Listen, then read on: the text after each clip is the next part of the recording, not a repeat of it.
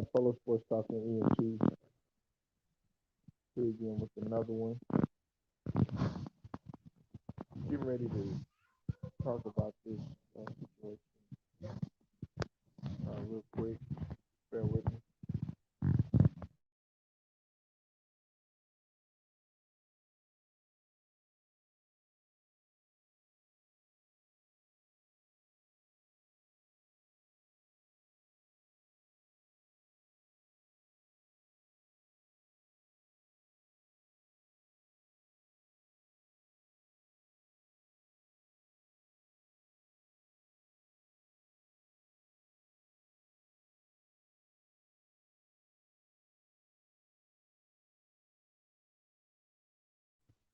I'm gonna give everybody a few minutes to get in here, and then we'll go ahead and we'll talk about this. Okay, bear with me.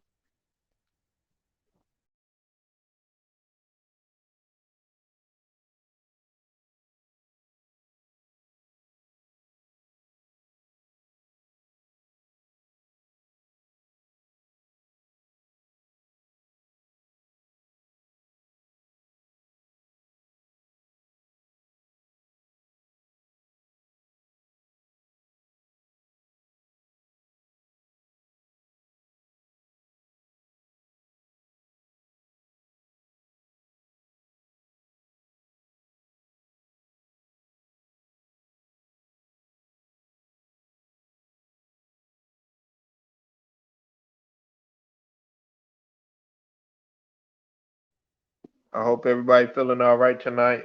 Y'all just bear with me. What's up with it, Celtics Nation? I see you in the building.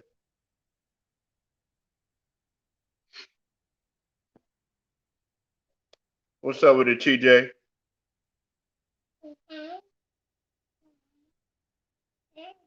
Well, I mean, he is a man. He is a man, Big Who. But, never really understood his ego.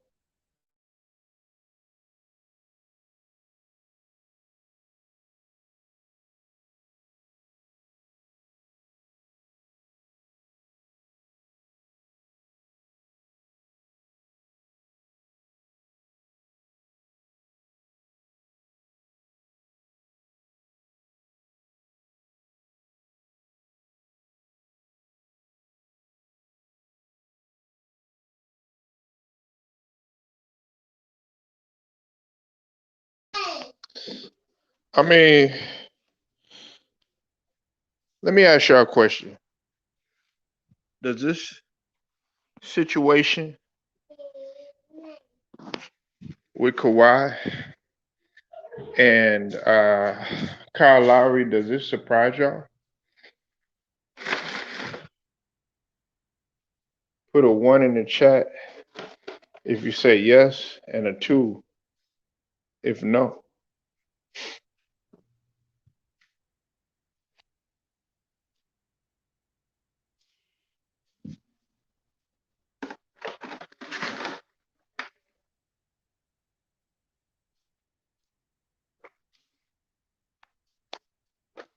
Okay. Now I'm really now I'm gonna really put y'all feet to the fire.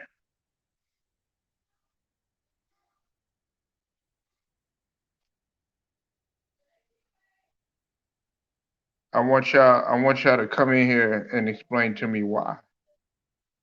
If you feel so compelled.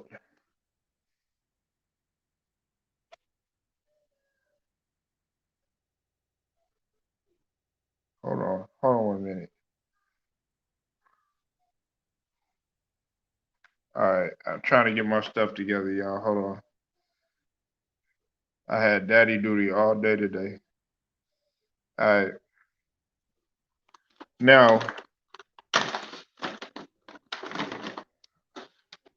look, in the beginning, I was shocked about this. I put the link in there too, by the way, if y'all want to come in and chop it up with you. Uh, I haven't. This is one of the few times that I've been actually going live and opening up the panel or whatever. So y'all take advantage. But if not, you know what I'm saying?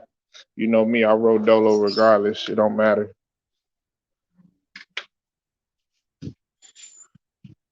But this situation right here with Kawhi, it it doesn't surprise me because I got to give a shout out to my brother, Two Raw for TV, aka Big Mike.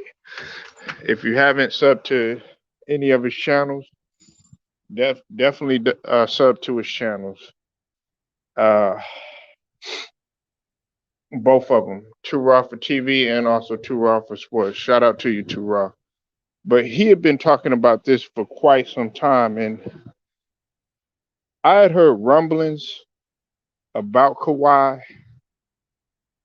like I would say in the San Antonio days, because I was like, people were telling me about him, but it was kind of hard for me to grasp because I was like, it can't be, man. The guy's quiet.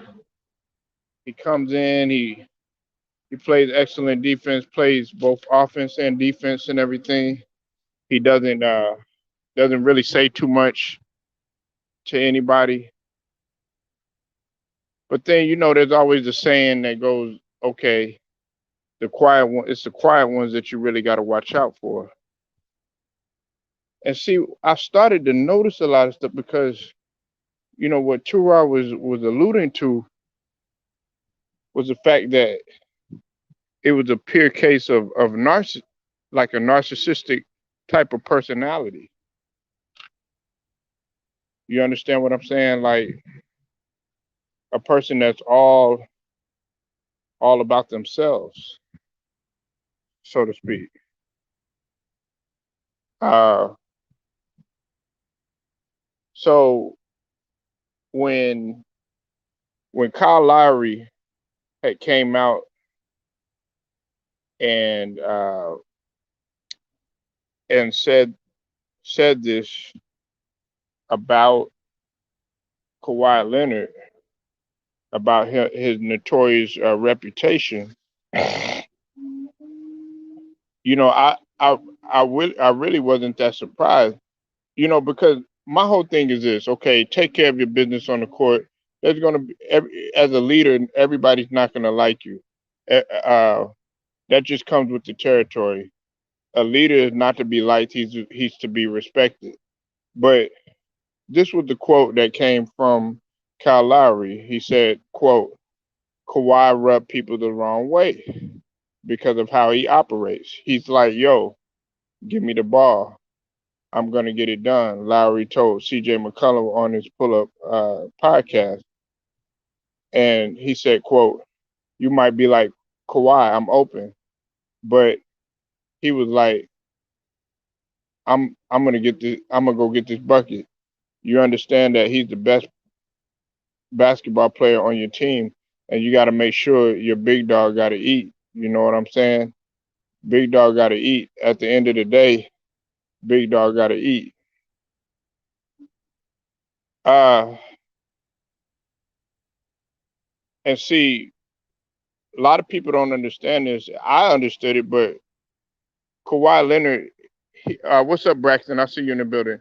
Kawhi Leonard he's a ball dominant player. He's one of the most ball dominant players. You wouldn't really be able to examine that unless you really actually looked at the game. Nah, that's not the Jordan way. Uh, that's not the Jordan way. See, what you have to realize, Big Who, is when Jordan when the triangle offense was implemented, the ball, his usage, it wasn't as much as say like when he was by himself, or in the early days or whatever. But I want you to go back and go look at detail with Dennis Rodman. or go back and look at detail with I forgot who else did detail, but they were talking about the triangle offense. And if you look at the triangle offense, everybody was pretty much touching the ball. And as a matter of fact, Big Who, as a matter of fact, I'm gonna tell you like this: when when Jordan liked to get his teammates. A lot of people they always like, well, Jordan was a ball hog. Jordan was this. Jordan was that. If you go back and you really looked at Jordan, he actually got his teammates involved, especially in the first half, and then he took over in the second half because a lot of times, Chicago would be down like 25, 20 points, sometimes going into the fourth quarter, and guess what? Then Jordan would take over and actually do it and go ahead and at times seal the deal. So we can't say, okay, yeah, that's the Jordan way. He played point guard one year. So he knew how to distribute it right. And I'm gonna let you get it in, Herman. Just bear with me, man. Salute to you.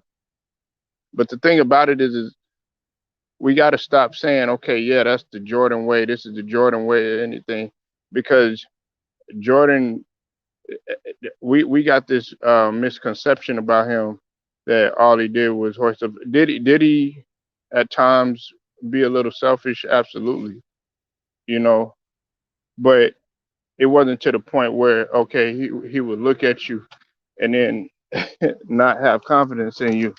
He had confidence because if he didn't have confidence in his teammates, then he wouldn't have gave up the ball to Steve Kerr or to John Paxson or been willing to take a back seat and say, okay, hey, look, you could go ahead and take this shot or whatever. But see, we have to get out of this mindset that no player uh is doesn't have any type of flaws. What's up with it, Matt Moses? Before I let Herman speak, I'm gonna say this last thing. This doesn't surprise me about Kawhi. And listen, I happen to like Kawhi because I like defensive play. I don't like to call him a two-way player for the simple fact that everybody in the '80s played the way that the majority of players played the way that Kawhi did in the '80s. You had to play defense and you had to play offense. That's why like a lot of careers were kind of short because you're given just as much on offense. I mean, just as much on defense as you are on offense. That's why Kobe's body failed him because he was exerting just as much on defense as he was on offense. But it's easy to be a player and take plays off or rest on defense and then not not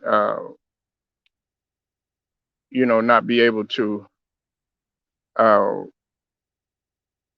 fall short on offense because you have all this energy that you haven't been exerting and everything. But Kawhi, that's one thing I respect him for. But we're talking about his personality. He does have a narcissistic type of personality where he's all into himself. Case in point, and this is like I said, this is the last thing I'm gonna say. If Giannis Giannis was the one that wanted to come down and fight for his team and actually, even after hyperextending his knee, he was mad. But see, when Kawhi Leonard had got bumped by Joe Ingles, you know what I'm saying? It was kind of like, he felt something and it was all like, well, I'm gonna go ahead and sit back. I'm gonna sit back in the skybox and everything like that. Well, that wasn't Giannis's mentality. He was like, look, I'm team first. And so you have to let that marinate and you have to be like, okay, well, what type of player is? And I understand everybody's body and everything, but at the same token, I'm not going to be in the skybox. If Herman's hurt or Matt Moses is hurt or something like that, and they're part of my team, I'm gonna be there front line with them, you know. And that's just a whole entire, I guess you could say, like a analytic view of his personality that you could look at. But he does suffer from a case of narcissism, and I just think that this situation right here is not surprising to me. It's not surprising to me at all. Now, Herm, I'm gonna go ahead and let you speak on the subject. I mean, what do you think about this? About what Kyle Lowry has said, man? In a way, salute to you, Polo, too, bro. Salute to you, brother. How I look at it, basically, in a way, What's up with it, man? he basically said in so many words that Kawhi just really into himself. As great as he is, he more about self rather than the team, and it showed in certain situations. It showed in certain situations that's the case. Cause yeah, don't get me wrong, when you got partial torn ligaments in your knees, that shit's serious. But when you was walking like he was, when he wasn't even doing the necessary precautions you supposed to take when you in the situation he was in for us, you go wear a brace, you go wear a knee brace if you walking. Or you gonna be on crutches or you gonna be on the wheelchair to try to stay up off the motherfucker. You wasn't doing none of those things. You just sitting in the press box. The guys that we fell in love with, Polo, the guys that we know that had that killer and had that real heart, they would have put it on the Hmm. line. And they would have went out there regardless, no matter what the consequences may have been by them taking the risk. They would have went out there on their shield. And I think Kawhi Leonard at 60% would have won the national championship this past season. The Clippers probably be NBA champs right now. If he was more in tune for his focus on winning in the team, if he cared about his team like that, Hmm. it would have killed that man for sitting on the sideline, knowing damn well if he was out there, they would have easily beat the Phoenix Suns. That would Right. have killed that man inside, or he would have tried. Soon they went down 3-2. He's like, fuck that, I finna get my ass in there. We finna win this shit. Because they would have ate him up inside by him sitting there. I think that's what it was already doing, big dog. I think that's I think it is. I think that's what it already was doing. You put it right. You hit the nail right on the head, Herman. I think that's what it was already doing. I think it is eating at him. And you know what? You know what? I'm gonna take it a step further with you, Herman. Hey, look, I think it's gonna eat at him even more. Him having to sit out, pretty much the majority of the season. He'd be a fool to come back. So I'm gonna just say the whole season. But it's gonna eat at him more because now guess what, Herm? He's thinking, okay, four out of five surgeries in the last in four surgeries out of 4 surgeries in the last 5 years. My knees aren't getting better. Just had an ACL. Um, you probably have maybe on your clock maybe about 2 years. I would give him maybe 2 years at best at the at your prime. He's thinking about stuff like that. And then, hey, Herm, the league doesn't get older; it gets True. younger. That's a These fact. guys that are coming in, Herm, they're setting records in the combine for vertical leaps. Yep. Their twitch muscles and their fibers and their lower extremities are are fresh. Your your your knees are deteriorating of those of a 40-year-old, of a 50-year-old, of a 60-year-old. Yeah. That's a fact, bro. That's a fact, Polo, man. I just look at it. I just look at it with Kawhi though. Hmm. Like Kyle Lowry basically saying he was great, but at the same time, Kyle Lowry knows Kyle Lowry basically saying too though that Kawhi go always put himself before anybody else. That's what I took from it, honestly. That's why I kind of took from it. Cause think about it. When I look back, because when a lot of guys say that the Toronto Raptors role players are struggling in that Philly series and that Bucks series, which was true in 2019.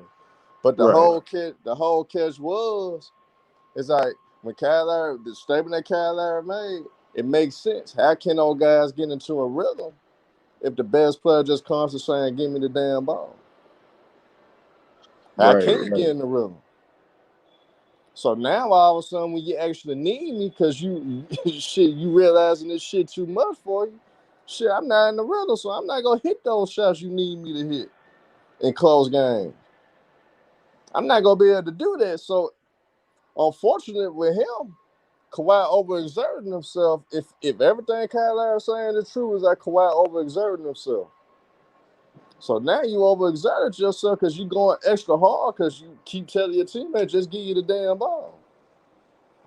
So now when you need them motherfuckers, now you got a nigga like Danny Green. He gotta be in the rhythm for him to hit shots, and he a streaky guy, so he not in the rhythm. You think Danny Green was gonna hit some shots? Kyle Lowry, he's one of those guys too. If he involved, he'll hit some shots here and there. But if he just standing there, you think he gonna hit some shots? No. So it kind of what he said kind of brought light into when guys say, "Well, Kawhi carried them against the Bucks and the Philadelphia 76ers." I said, "But all right, but look in the finals. But hey, but look in the finals though, when everybody was involved, six Hmm. players was in double figures in the finals against Golden State because they was involved. Kawhi Right. wasn't go. Kawhi wasn't gonna beat Golden State if he played with that same mentality for us giving me the damn ball all the time. Even without KD and even without Clay, they probably could have lost if he kept up with that mentality. So I Yeah. mean, yeah, yeah. Go ahead, bro. No, no. I was just gonna say you right on point. And look, hey, Herm, we all know that. Okay, Kawhi, he was the best player on the squad, but uh, Kyle Lowry was the leader. Yeah, He he he was the one. He was the one that was most enthused. That's one thing I could give about Kyle Lowry is that I'm not the biggest Kyle Lowry fan in the world. You know what I'm saying? I'm just not a fan of his game or whatever. But as far as leadership, uh, one could argue, man, he's a tremendous leader in terms of he may not be the extreme best point guard or whatever. He does enough, just to get the job done. He did a tremendous job shooting over 40% of it. Now, the thing about it is that as far as leadership is concerned, oh yeah, I knew he was a natural born leader, especially coming out of Villanova. yeah. Um, I automatically knew that he was it was just something about him that he had that knack for leadership, and some people have it and some people don't. But I understand why people are starting to come out with this now. You know what I'm saying? But Herm, to me and you, this ain't nothing surprising, and I never really came out with it because I felt like okay, Kawhi he always backed it up on the court. Yeah. that that that saves a lot. But if you unsuccessful and you continuously unsuccessful, oh, it's gonna come out. Thanks.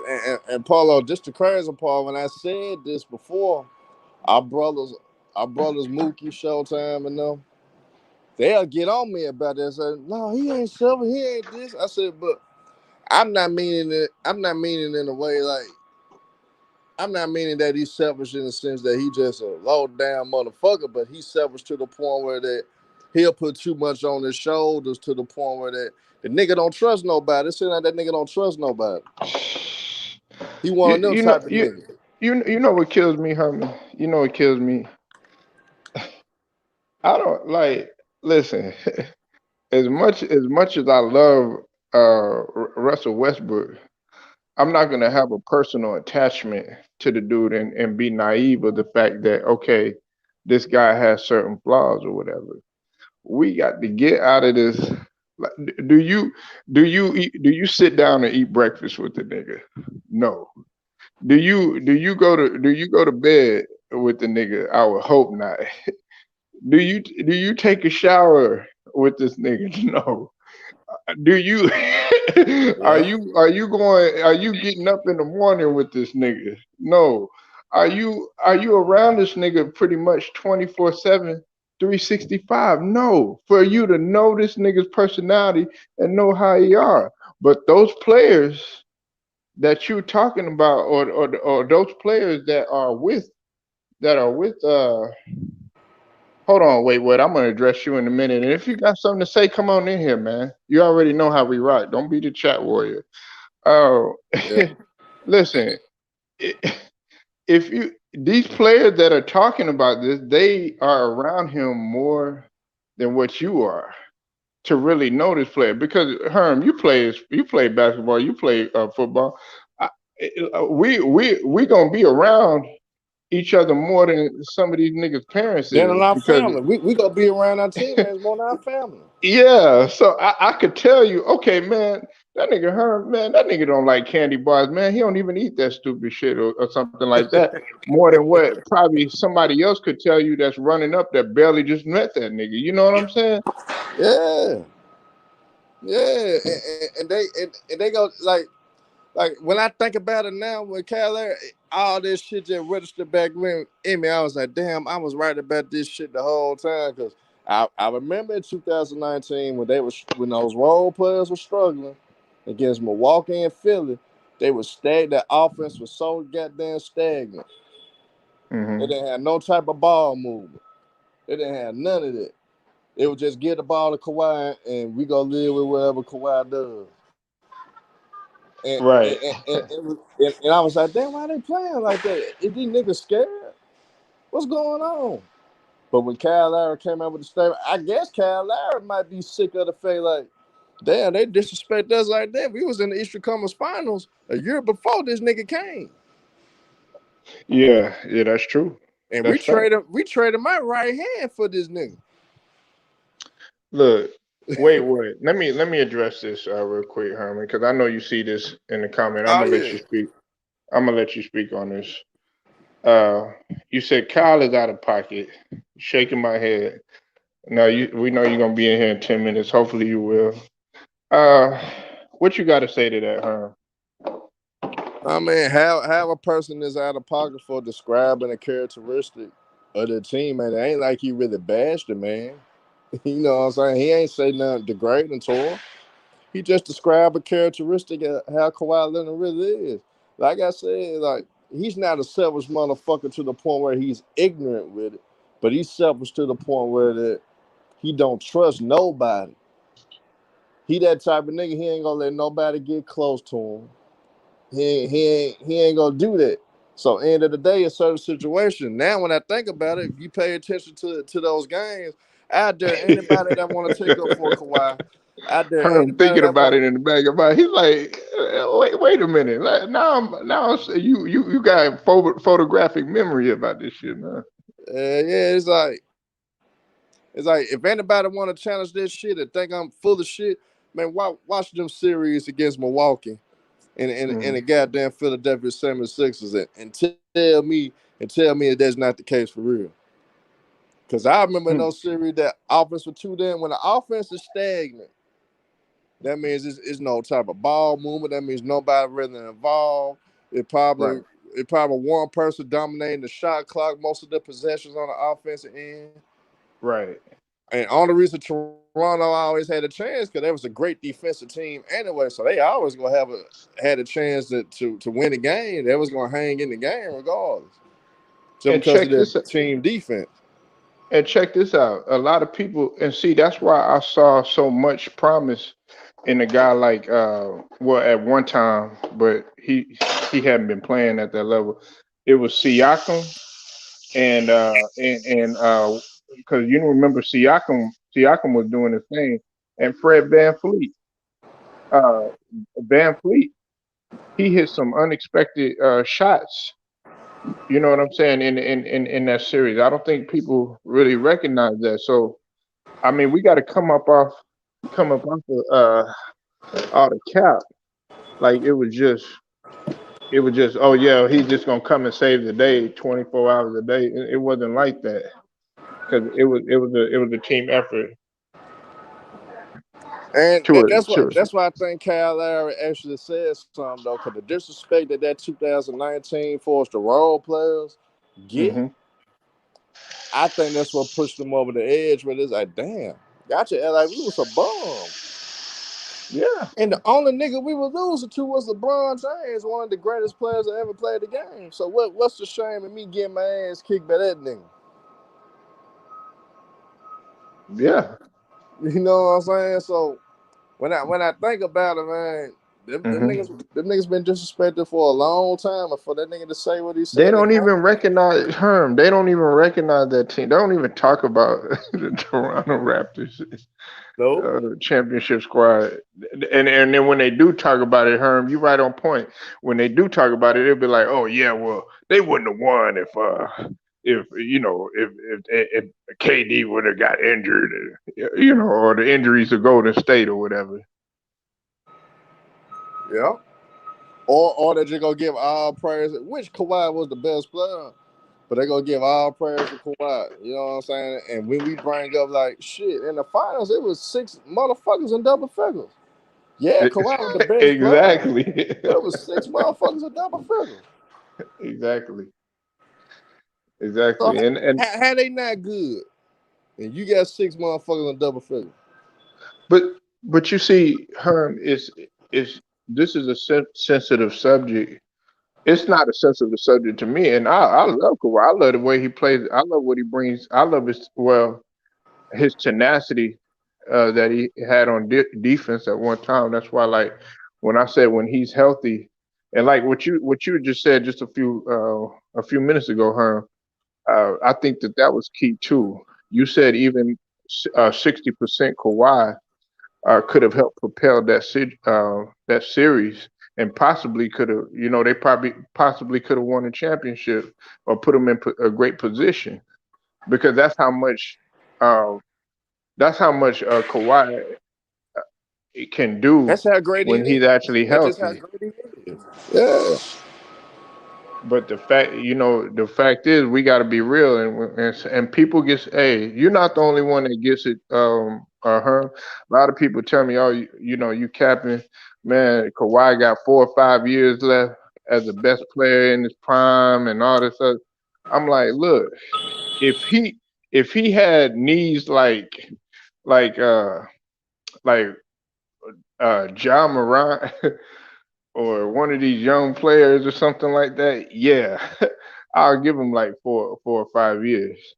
But I'm not giving a guy who done had multiple surgeries and you got an ACL and you sitting out. No, I'm not doing it. We not about to do that, huh? That's a fact, bro. That's a fact, man. It's like it it just like I know he got 2 more great years, so I can guarantee you that. Now he might could get 3 more great years if he decide to sit out the whole season this year.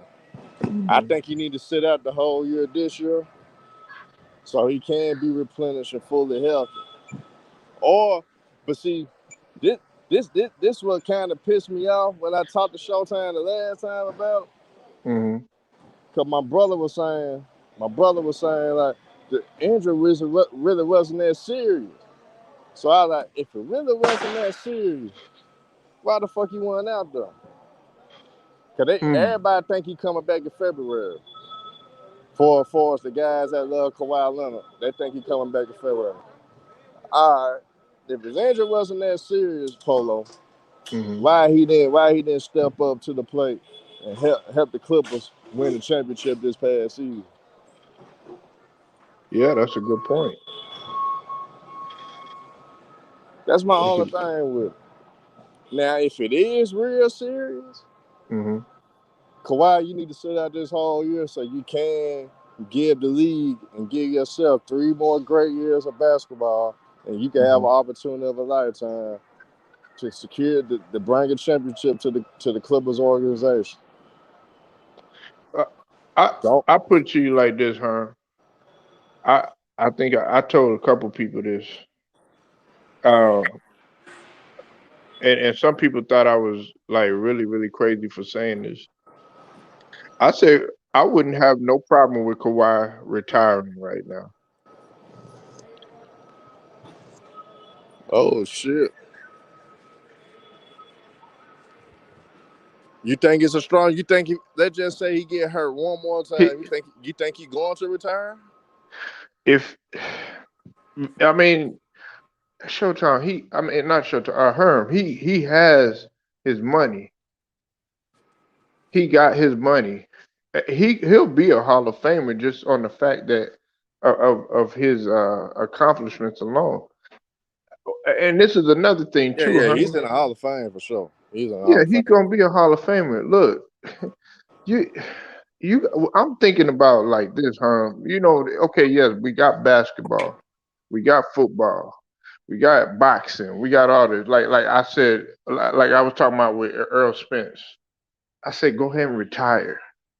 Don't take another chance of fucking up your retina and possibly doing some permanent damage to your eye. Like with Manny Pacquiao, what are you doing? You're 40. You're 42, about to be 43 years old, man. And a lady just got killed in the boxing ring for being hit too hard. She got knocked out to death. You understand what I'm saying? So when I think about this, when I think about Kawhi, it's like, man, do you want to get out of bed and be able to walk in the morning without having to struggle? You got a And see, good a lot point. of people, you know this, Herm, but I don't think a lot of idiots out here really understand degenerative knees mean they rupture over time. And see, guys like, wait, what, that are in here, they're like, oh, no, push it. Well, you can do it forever. You're going to play forever. It does not work that way. You could say that when you're 18 and when you're 19, but man, when you in your 30s, your mid to late 30s, it's a whole different ball game, and you got to start thinking about the afterlife of basketball. That's why, like, a lot of people he disagreed with me about KD. You know, playing in the Olympics and all. Yeah, he did well. You know what I'm saying? But you never know what was going to happen. And then Harden going out there to play in the Olympics and stuff like that. I'm like, man, no, don't take no chances. You Well, know, bro, you can't take no Uh oh. chances with your body. well, That weight what? can I speak now? Can I Go speak ahead. now, Polo? Cause you. First of all, shout out to Polo, man. Shout out to the chat. Salute to the panel. Listen, man. I played back your whole thing earlier just to come in here proper. You feel me? I listened to everything you were talking about, and you just pulled one of them little cards just now. I'm gonna let that one slide. I'm gonna get back on that one later. The reason why I'm saying Kyle Lowry, now he in Miami, Mike Lowry. Listen, my dog. I feel like it's too like players nowadays, bro. Like they talking too much. You don't have to tell them, man. Like, like I remember this old cliche, and I know a lot of people forgot it. If you don't got nothing nice to say, don't say nothing at all. All you had to say, ask him, hey, how it is playing with Kawhi? Yeah, man, Kawhi about business and he handled his situation. That's pretty much it. And dead it. Nah, these niggas want to, oh, yeah, in the locker room, he rubbed people the wrong way. We have a stagnant offense. First of all, one, Kyle Lowry, y'all boys been to the motherfucking Eastern Conference about 1 or 2 times already. Stopped at the door. Hello? Stopped at the door. But So, who he lost to though? but either way, they would He lost to always stop at the LeBron door. James. You know what I'm saying? But like you would And I'm gonna stop go at this far. If LeBron where? James was still in the East and Kawhi was on the Raptors team, I still think LeBron Nah, still would don't have do beat that. the Raptors. Don't do that. Don't do And I that. don't even like LeBron. Bruh, the Raptors, if tell me if I'm correct, did the Raptors lose to LeBron James after he lost Kyrie Irving? Correct, right? Like in the second round or something like that? Because he had to get to the finals. Because he had to play against somebody and I think it was Toronto because they went undefeated, correct? Because I remember Yep. that. So that like I said, bro, like the fact that you got swept by Cavaliers, and then the next following year without Kyrie and you know what I'm saying, somewhat of a Kevin Love at times, you got beat. by LeBron James and a couple guys. He picked up. What's the shame of losing to LeBron James? But no, I'm saying, but the simple fact that like he making it seem like Kawhi did not get him over that hump. Kawhi was that I'm gonna get you over the hump. You know I what I'm mean, saying? we acknowledge Yeah, he that. was, bro. Yeah, he was. We acknowledge that. Even if KC would have stayed one more year, and DeRozan would have stayed one more year, they still would have got in the same situation. Hold on. Let me say this. I'll let you continue in just a second. Uh, we're not saying that. We knew clearly that he was the best, the best player, and he was, the answer. I'm not one of those ones where you already know that, like, okay, well, yeah, the injuries. If it had not been for the injuries and all this other stuff, no, they played great, and it wasn't just Kawhi that played great. As Herm alluded to, there were other players that were having a great series in that whole entire series too. Okay, but this is my thing. If we're talking about the narcissism of the man, now should he? Okay, I understand what you're saying in the sense of everything that goes on in the locker room. You want to keep it in the locker room, but you can't help. I mean, he was talking to C.J. McCullough, another NBA player. You know what I'm saying, on a podcast, just like they do on Knuckleheads, just like they do with Up in Smoke or whatever. You know what I'm saying, with Matt Barnes and Stack. They're gonna keep it honest and 100. You know what I'm saying. So if they can't handle it, The they're other gonna way, know. yeah. My But bad, Polo. My bad. Hey, No, no, go wait, ahead. what? No, whoever wants to go, go ahead, man. Yeah, So but wait, what? This is what I'm gonna hit you with, bro. tell Because me, this is what I always get thrown around. For us, the Raptors role players, other than quite that 2019 year. Would you be sick of the people always create narratives like, well, especially the Kawhi fans that big up for that 2019 year, basically saying that, they didn't do nothing for Kawhi and when they played the Sixers or when they played Milwaukee, which they struggled. But people got to understand that basketball, certain contributing factors can lead to why players are not in the rhythm, why they struggling, and all that. So at the end of the day, if people are going to say that, you need to analyze really that whole series, and maybe you can understand why Kyle Lowry couldn't hit shots. Maybe you can understand why Danny Green couldn't do shit, or Van Fleet couldn't do shit, or whatever, or Ibaka, Gasol, Siakam. Why those guys couldn't contribute on a consistent level in those series. So all Kyle Lowry alluded to, he basically saying, all the smoke, Silver. I'm sorry about that. All the smoke. I didn't mean Up in Smoke. My bad. So yeah. all the smoke. But I mean, all the nigga was really alluded to, like, certain situation. Kawhi used to tell us, man, just give me the damn ball. And and and when it comes to a franchise player, no matter what, you got to get that motherfucker the ball for the most part. And yeah, that's what the like fuck they did. So that offense was stagnant at times due to that. And like I was saying, like, I don't believe Kawhi is selfish, like he's just an ignorant, low down motherfucker. But I think he's selfish to the point where that he don't trust no damn body. So I he want them niggas go put it all on. He said, "Fuck it, I'm gonna do all this shit myself. Fuck it, I ain't even gonna chance it. I ain't even gonna give nobody really the opportunity. I'm gonna put this shit on me. If we lose, fuck it." I don't respect that. You know what I'm saying? But let me go in line. First off with Polo, with the podcast situation, CJ McCollum, cool, whatever. If it's off the record, because when you do stuff like this, everybody got sensitive ears, and we living in 2021. So right when that podcast was done, probably like an hour later, that shit plastered everywhere on the internet. You know what I'm saying? You creating narratives already for Kawhi, who actually not gonna be able to play this shit. So that's the fucked up shit about it too. You're not saying that shit when he's like actually playing. You could have said that last year, could have said that the year before. But the last 2 years, as the Raptors, they didn't go nowhere. Siakam actually, what you call it, decreased in his value. Like nigga, like his evolution and growth brung down. The reason why I say, yo, You got a Kawhi. Kawhi was getting people open.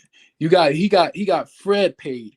Motherfucker, he got motherfucking Siakam. If he would have came, like, you know what I'm saying? Like, Siakam would have just came at least average the year after. But no, he kind of fell back. Now he got pressure with Toronto. You know what I'm saying? He had no pressure when Kawhi was there. Because he was getting the buckets. He was getting everything he needed. We heard about Siakam like, damn, that nigga coming. When Kawhi was there. We not saying shit like that no more. When he been gone for 2 years. And who been there with him for the 2 years? Kyle Lowry. So you know what I'm saying? Like I said, bro, like I don't hear no Derek Fisher going out here and saying shit about, yeah, well, you know, Kobe. You know, that year when we had Smush Parker and all them boys, you know, he was selfish as fuck. No, you don't hear none of that shit. Even Kwame Brown don't even talk about that nigga in that way. You know what I'm saying? So, like, it's to the point where niggas just trying to get the light on them unnecessary. Like I said, bro, if you would have said that shit when he was healthy, so we can be like, okay, we gotta really watch out for this. No, we gotta wait a whole year before we can be able, like, you know, let's see what he talking about. Let's see if it was like real legit. You know what I'm saying? Like I said, bro. It just he had the entitled to his own opinion and everything. Whatever. He got all the foes, as they say, the info. He got all the foes. But I just feel like, bro, sometimes, bro, leave the public light alone with this situation. Like, we need to get back to how we used to. Like, everybody keeps saying this generation is wild and everything, but we let them slide with shit like this. No. We gotta get back to. You don't got nothing nice to say. Don't say nothing at all. You know what I'm saying? Keep it a buck, but you just you're not lying to the nigga nothing. You just say, yeah, Kawhi, he about business and everything. Great. I appreciate him coming to Toronto. We did something that Toronto never had before, championship. And I appreciate that. And that's it. He'll allow himself, because CJ probably asked one question, and this nigga Kyle Lowry gave up all the spill. When you don't even need to do all that. Just give him a little tap of water, bam. Yeah, awesome player to play with, and that's it. Niggas gotta slander these niggas. And then they gonna be like, no, I ain't trying to do that like that. Cause you gotta think about it. In the aspect. Think about how Dennis Schroeder is going through some shit now. Everybody throughout the whole scene, he don't want to take that money. Narratives from the outside so much can like really like play some part to dude's contract, you know, value and shit. You know what I'm saying? So he thought to himself, I'm worth 100 mil. You know, they looking for a point guard. I'm the point guard. And he kind of fucked himself over in the concept of like, shit, they say I got value out here. So I shouldn't have to pull that. So when the people listen to the outside, which affect their inside locker room, you know what I'm saying? You get screwed over with he got what, 5.9 mil? You know what I'm saying? Like certain things you should not let the outside involve into it. That podcast, CJ's not even on your team. Fuck, why are you doing that? Why are you literally doing that, Kyle Lowry? Could have talked about anything else. But you got it, like that's what I'm saying. And it's in a lot of players. Like I seen one shit with Draymond Green. You know, I think KD blocked me on everything. Bro, you don't have to get that detailed, bro. You had a conversation with him. But that's face to face. You could have asked him that. He assumed that he blocked me on everything. But he didn't even check in with him about, oh, did you block me on anything? No, he put that out there to a Carmelo Anthony podcast. Like saying things that don't need to be said. You know what I'm saying? Yeah. Like it's just like talk about your game. Like, damn, I gotta get better on this game because my game is horrible. But I gotta keep other dudes that's doing great in my mouth so I can be able to keep relevance. And I'm seeing that a lot now. That's all I'm saying. That's not, but hold on, that's not, but see, that wouldn't be, that's not what the people are truly. They want you to be really candid, like what Silver Zero was saying. They really want you to be candid, and they really want you to be blunt, and they want you to be honest, because that's the podcast. Most of the podcasts that you listen to, what Herm and Young, salute to you, are they're gonna be brutally honest, and it's gonna be unfiltered. I mean, that's why, like, you even got one podcast called No Filters. because that's what the people want to hear. They want to hear, what's going on. But it's not like he doesn't have any respect for Kawhi. And this isn't the first time that people have said this about Kawhi, though. Wait, what? I've heard about this since he's been in San Antonio. But see, it took a guy like it was Too Raw, and Facts. I forget who else had kind of put me on and stuff. But see, I heard about it in San Antonio, and you know what I said? Wait, what? I was like, yeah, right. Not Kawhi. I was like, man, he always been quiet, man. You da da da da da. And more and more and more, I started hearing about that stuff. I was like, nah, and I kept like defending it, but like Herm was saying, I started like going back and just looking and seeing stuff about the relationship between him and Pop. And guess who they made to be the most evil person? They made Pop to be the evil person and the bad guy in that situation with the whole Kawhi situation. Yeah, cause It he, wasn't cause he Kawhi. They pulled up. made Pop look like he was this damn devil. There was a lot of people like, yeah, Pop, he should go. Da, da, da, shame on you and stuff like that. No, Pop wild out. I ain't gonna lie, like by sending, Tony Parker to talk shit, or even if he didn't send him, and Tony Parker talking out of the context of injuries. But you never hear nobody from the Spurs organization say anything from a player aspect. You can hear noise all the time, but when you got a player, especially like Kyle Lowry, especially that dude, the dude won a championship with him. You ain't had to say all that. You won a championship. Why did you have to go that route? Yeah, it's tough to play. No, you ain't do all that. Yo, I had a great time and keep it a buck. It's like But niggas but trying to but get but their but moment and Kyle it's Lowry sad. though, Kyle Lowry didn't say nothing degrading or disrespectful though. He didn't come off as disrespectful like fuck that nigga type shit. He ain't come. He But ain't it come like that. but Herm, we gotta stop saying like he didn't go that far. But he went far. He should never went out the house. He should have closed the door and kept that shit locked. I get that he came on the porch. It wasn't too crazy. Yeah, he ain't stepping to the streets, but fuck it. Stay in the house. You know what I'm saying? It's for the simple fact that dog, you gotta really respect teammates, All right, I bro. want you to put it in context. What he really said that was out of way to you that consider crossing the line though. I just felt like from hearing for Polo talking about that he said that Kawhi rub people the wrong way. That's your perception from the far. Now you're getting your perception and turning into the facts of everybody else who's not around Kawhi. All right, You but don't know that. You know what I'm saying? Like the but but perceptions you putting but out there. what give us the right though to question what Kyle Lowry experienced? No, I'm not saying, but I'm saying, but you talking about another man. If you were talking about his situation, for me personally, I feel like me and Kawhi didn't really rub the right way. Cool. But he said Kawhi rubbed people the wrong way. Now you putting people out there, so you making it like blood. You know what I'm saying? It's like you can't really pinpoint who did he rub the wrong way, Kawhi. I mean, Kyle. You know what I'm saying? It's like now you're gonna have people asking more questions, like who did he rub Okay, the hey, wrong wait, way? what? Hey, wait, wait. I don't mean to cut you off, but No, I'm go ahead. I'm gonna let cause Young, I know he want to talk about the situation, and then Scrub Zero just came in, and then after that, man, y'all could just go ahead and stir fry this shit. Go ahead, Young man, what you got on this? I feel like to me, I don't feel like he didn't went overloaded. He didn't went that far.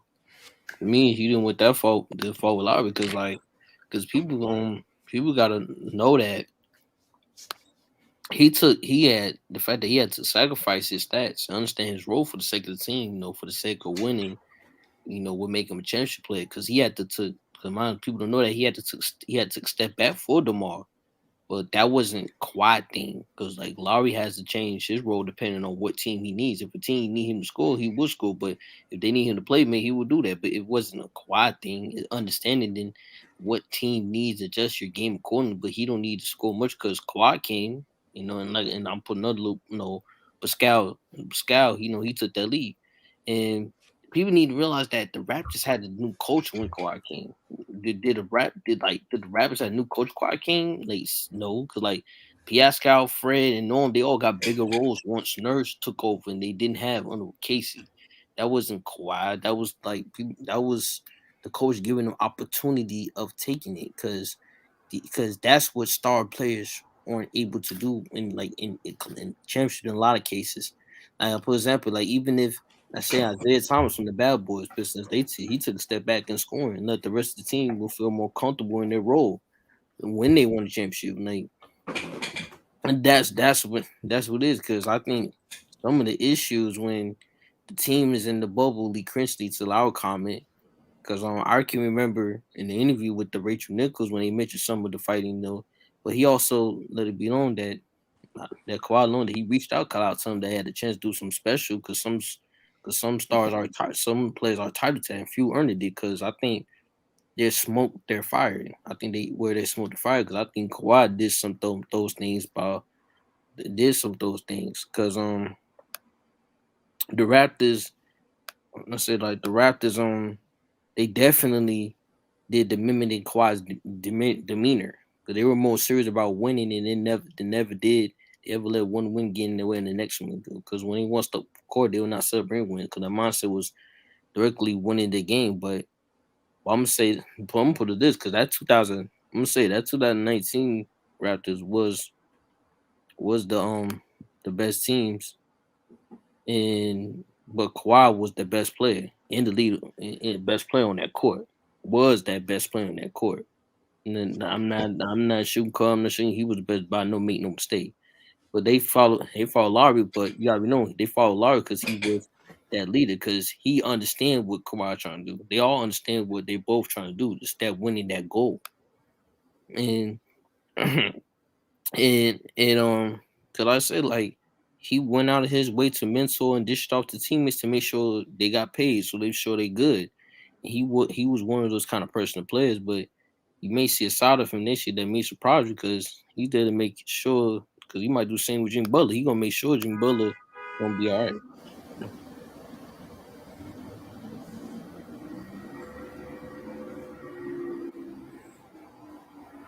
All right, go ahead.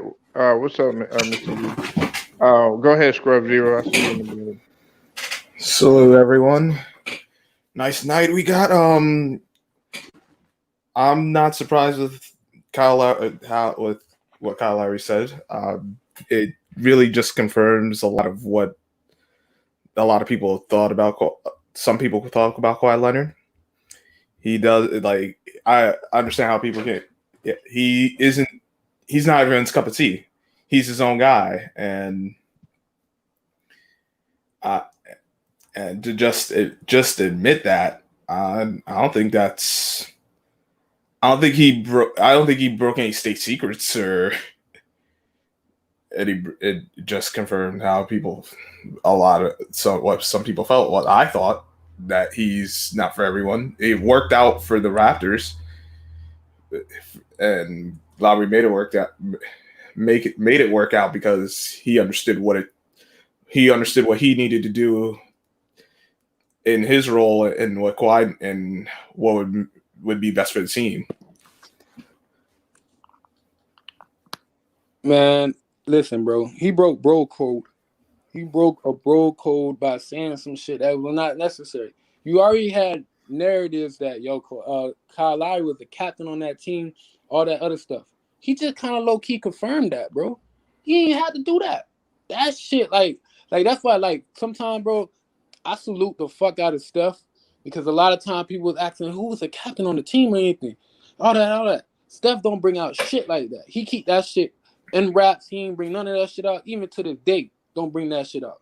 Kyle Lowry, why the fuck you gotta bring that up? Why you gotta make it seem like, yo, everybody was right. I was the captain. I'm the one who kept all this together. Nigga, stop it. Because right after he left, what you did for them other players that was already excelling high when Kawhi was there. Mind you, they was good as fuck when Kawhi was low management. They had a winning record. So when he said the ball was stopping there, your play was still on the same level as if he was there or not.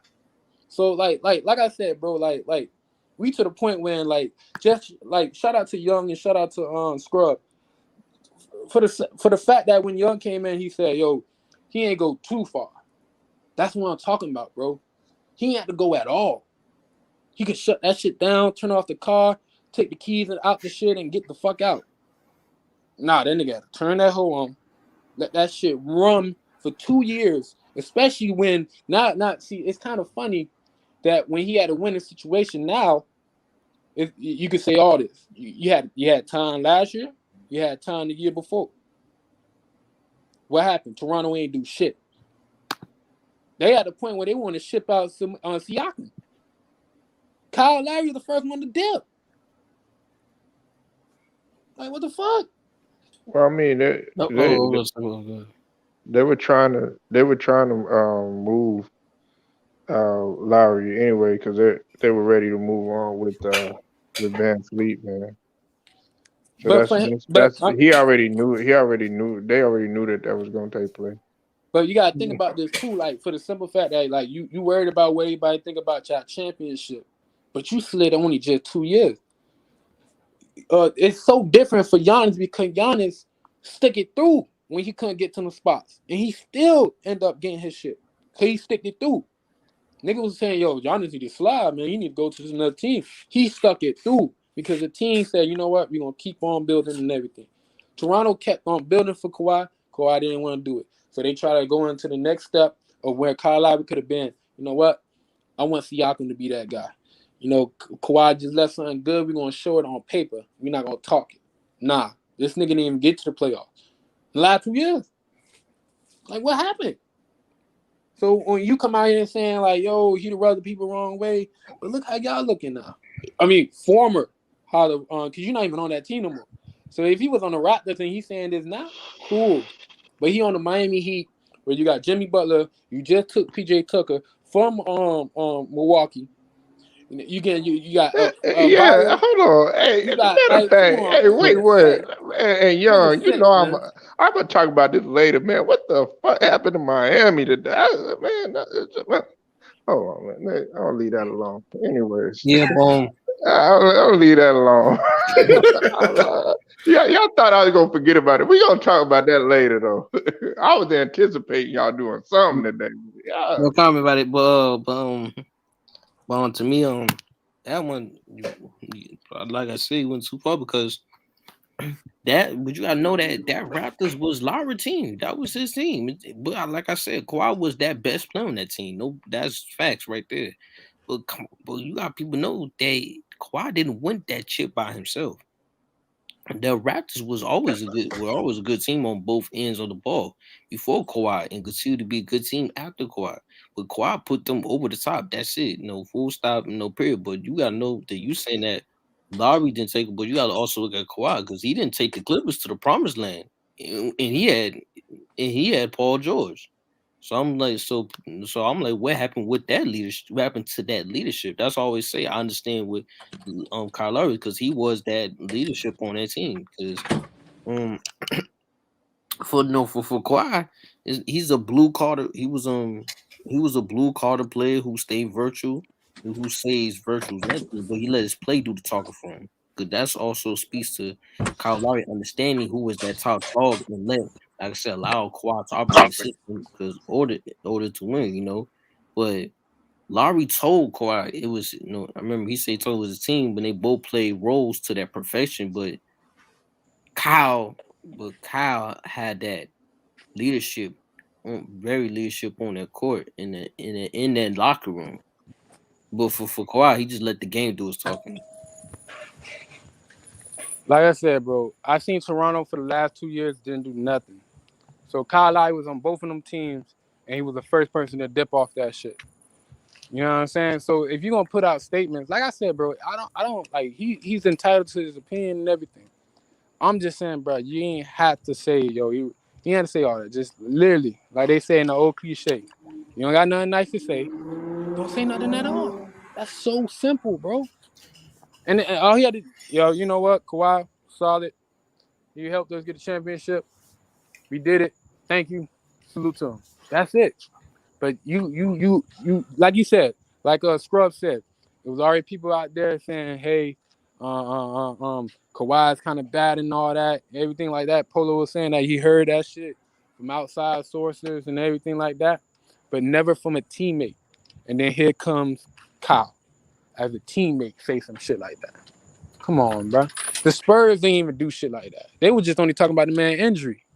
They didn't even say shit like that. And that what Polo said he first heard the rumors at. You know what I'm saying? Let them shit continue being rumors. Be respectful. You know what I'm saying? To the man that you sweat, bled that whole season. Like, come on, man. That's what I'm So saying. Like, I'm just saying out of respect. Like, we like that's the brotherhood. And then for all them other podcasters and everything, I seen JJ Reddick podcast. I seen all them other players. And the thing is, like what you said earlier about Polo, like, hey, it's a podcast, you're trying to get all that. The guys that you brung up, what it was, what you said? You said knock up. You said all them other, like up in the smokes, all that shit. Retired players that's not in locker rooms no more. These two niggas, CJ McCollum and motherfucking Kyle Lowry, it's still in teammates' locker room. So if I'm as a teammate, I'm watching that shit, I'm like, damn, this nigga running water. You don't have to say nothing like that, bro. so If you ain't praising, then you just keep it quiet. It been like that for like years. You ain't, like I said, MJ. He even said in a documentary on The Last Dance, I don't trust nobody. You know what I'm saying? Till you had to give it a kukuch. You know what I'm saying? Or then we had to give it a pat. You know what I'm saying? He like, fuck it, this first time I'll give it to him. None of them niggas before said anything. They could have came out the pocket on his ass because you knew he was crazy. But none of them niggas didn't do that. Why? Because it's called respect to the team locker room. I play sports. I played team sports before, bro. If a nigga tell me something in the team, I'm not going to take it out there.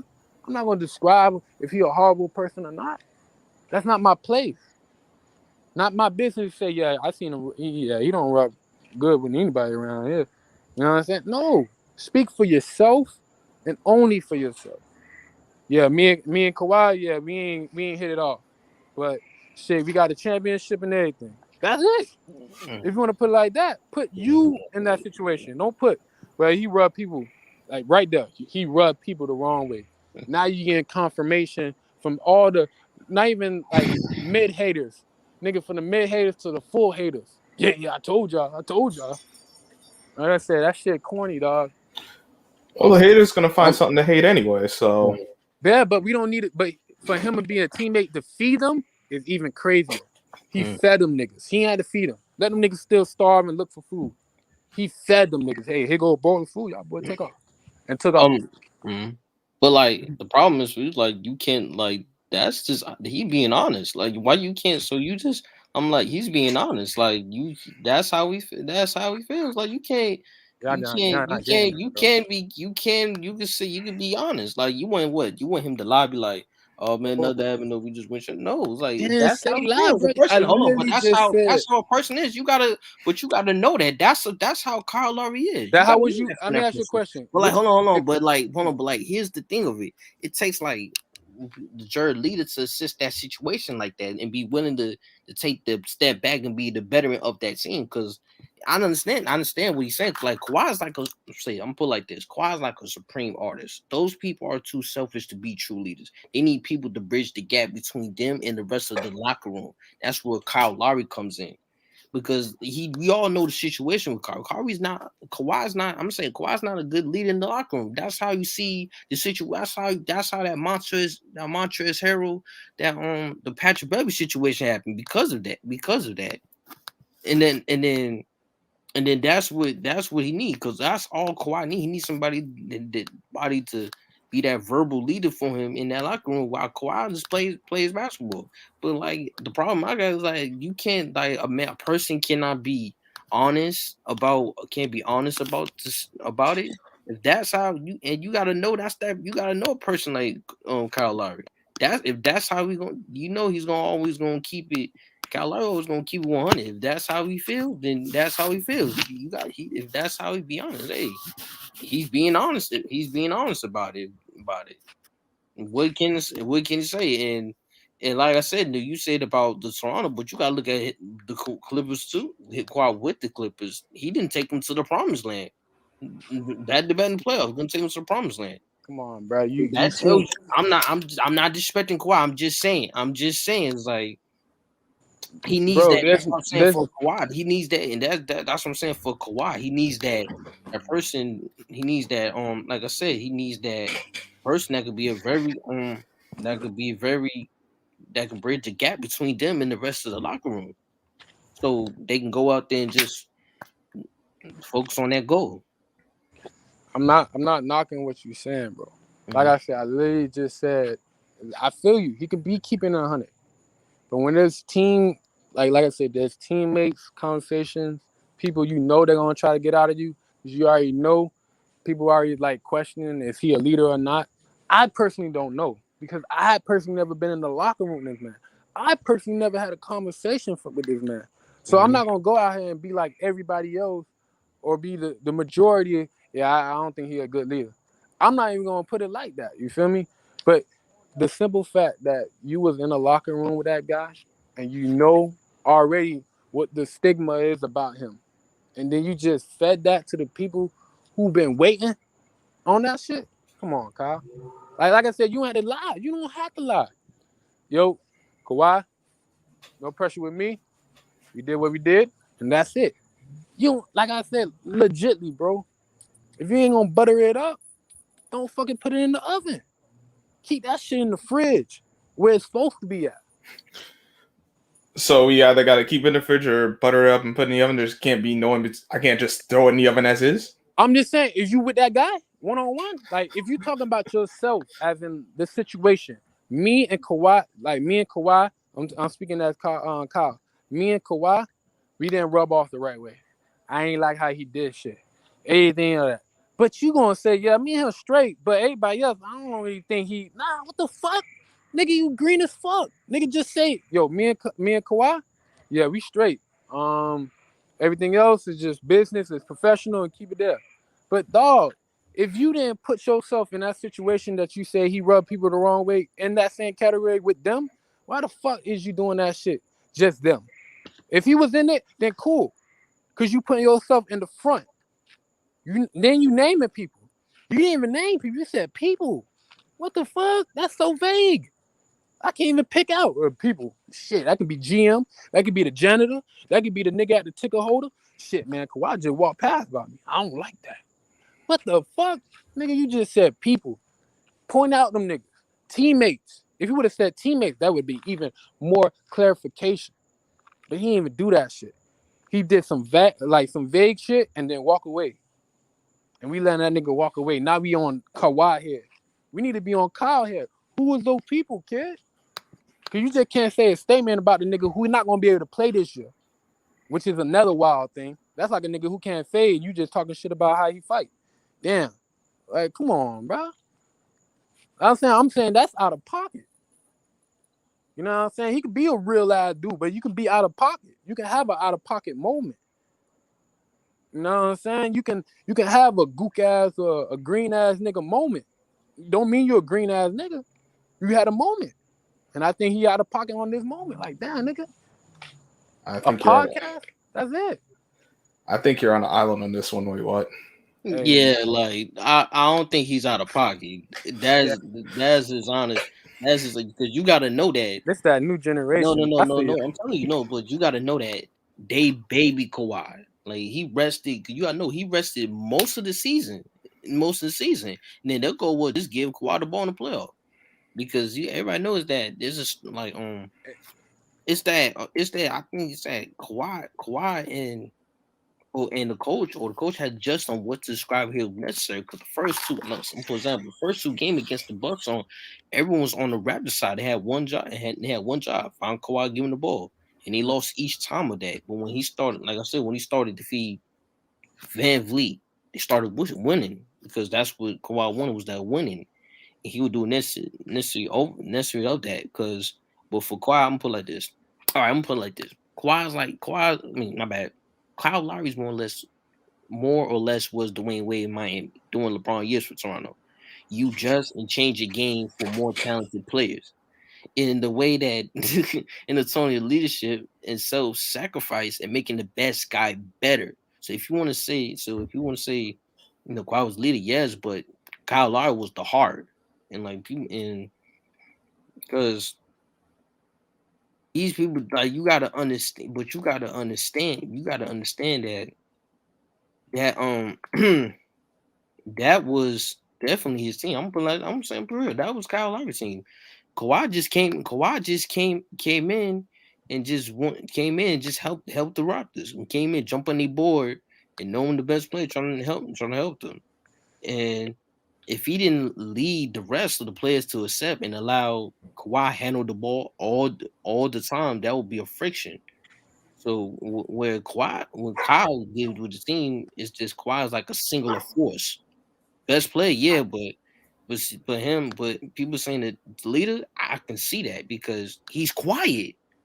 You got people know about the quiet. Like, yeah, I understand Locker, but looking to my perspective, he's quiet. He's too quiet. He'll say something a little, but he's not the speaker. Like how with Chris Bosh said, he said, I speak a little, but I'm not the speaker. That's what I see about Kawhi because if you saying if he's saying below the belt, I wouldn't say he was below. I wouldn't say he went below the belt. I feel like that was his honesty, and that's the thing. Because, like I said, no, how the best you got the best player on the team, and the leader are always not the same thing. You do well to learn that. It's a lot of and so when he got with the Raptors, it was easy for Kawhi. He just focused on the game when you got Danny Green, Marcus Gasol. We were doing all the media, and Lowry and Kyle Lowry was getting the rest of the roster in line. And it's the go between from the coaches, players, and vice versa. If you trying to do this stuff all the time, now you gotta have smart say. That's why I said he felt so. That's why I said he was babying and felt so comfortable with the Raptors because what they did for him, because mind you, the Raptors he had no injuries, he had no injuries because because these trainers they had they had helped him, they had made sure he was okay, and and people saying that no, he did not really lead the team, he focused on protecting the game. I mean, it was no, because like Lowry was setting extra picks and reducing the volume while taking the charges and being the best point of defense at the time with going on. And for to me, I feel to me I was to me that's just how it is. No, it sounded like he was the leader and he would just fall back the court for Kawhi to be a better all around player because this is true because his career was about to go down the drain. That is true because after the injury with the Spurs and and media was bashing him, meeting him was tearing him down. Like I said, if it wasn't for him joining the Raptors with Kyle Lowry, and then I feel like I don't know what else would happen with him, but for him saying like for him saying oh he got to say this and that is like a player like Kyle Lowry would do that. If you say that, I'm saying no disrespectfully, nothing. If you say that in front of Kyle Lowry would look at you funny. That's you. He would look at you funny. Like really? Like I'm not gonna say it. It's dishonesty because you got to know you might never know what a NBA player might say. I didn't feel it was disrespectful. I feel like that was his honesty, and that's how he felt during that time with him and Kawhi on that team. That's just how I felt. Young, I fucks with you, kid.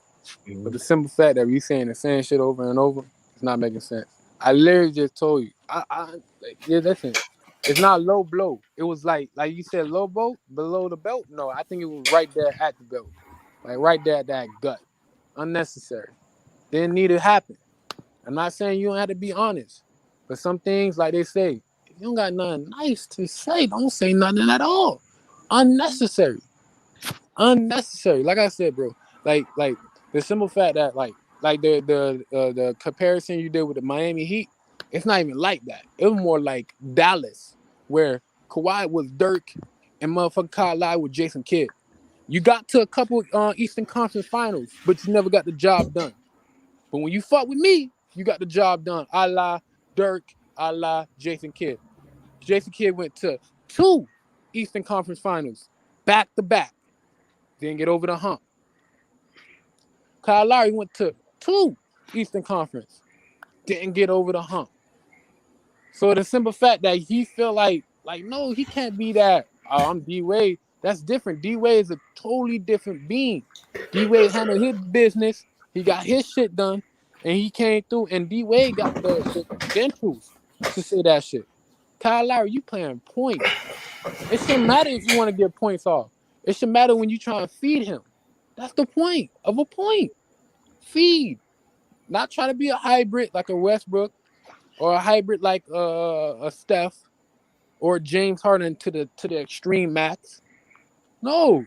Play your point. Get him the ball. Get everybody else fed. Like I said, they had a winning record with him on the court, and they had a winning record without him on the court that same season. After he left, they had a losing record in 2020 in the following season. And then they had a losing season again in 21. So, nuh-uh, Kyle. Nuh-uh, Kyle. Not like that, Kyle. Like I said, bro, enjoy your new team. Talk about your team. Don't talk about the nigga that's been left you 3 years ago. You didn't even make it to the playoffs in the last 2 years. Like, come on, bro. I don't see Steph out here saying, I was the leader on that team. I was doing all that on the team. Nah, Steph is I'm in my lab and I'm working. Yeah, I ain't making the playoffs that year. Fuck it. I'm working. I ain't make the playoffs this year. All right, fuck it. I'm working. Going straight in. No podcast. I'm focused. And then if I do a podcast, I'm only talking about me and my experiences with everybody else, not my experiences of seeing what Kawhi had with the people around the organization. Unnecessary. That's all I'm saying. That's all I'm saying about Kyle. Just come on, bro. You fed niggas who been hating on this man or even mid-hate him already. You fed them by saying this, by confirming these rumors. Everybody keeps saying they heard about Kawhi not being a leader. Yo, he is a franchise player. He went to the franchise.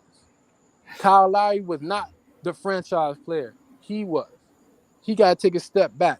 I don't know what happened in that locker room. Kawhi never came out the mouth about the locker room. Nobody else came out the locker room besides Kyle Lowry. Guess what? He's not even there no more. Who said that? Somebody in the back just now. Clearly, he just said some shit. He's not even there no more. Like, come on, bro.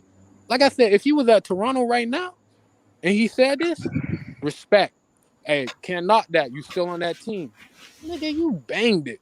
You went to a better team that's constructed to go for a championship run. Last time you was on that team, on a team like that, who won that? Kawhi. So, and Siakam was going up. I'm not saying Kawhi was the all of it for that championship. He had, everybody was ascending. Fred, fucking Siakam. Kyle Lowry was playing much efficient prior to the years that he went there. And they handled their business. The game-winning shot for a series came from who? Kawhi. Everybody bending low, watching that shit jiggle. His whole teammates behind him, everybody. I ain't seen nobody say, I'm going to sit down while he do that. No, everybody behind him. Whoa, shit, bro, whoa. Everybody was on his tail, like, whoa, bro, you did it, bro. I ain't seen no conflict. I ain't seen niggas saying, I'm not getting fed. I'm not seeing none of that.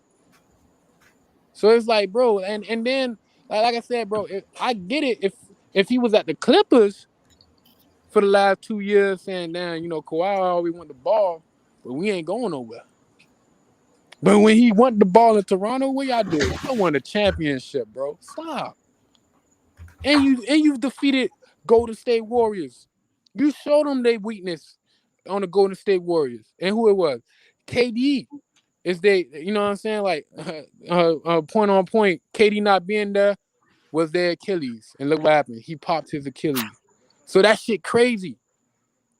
So Toronto, they exposed Golden State Warriors without a KD.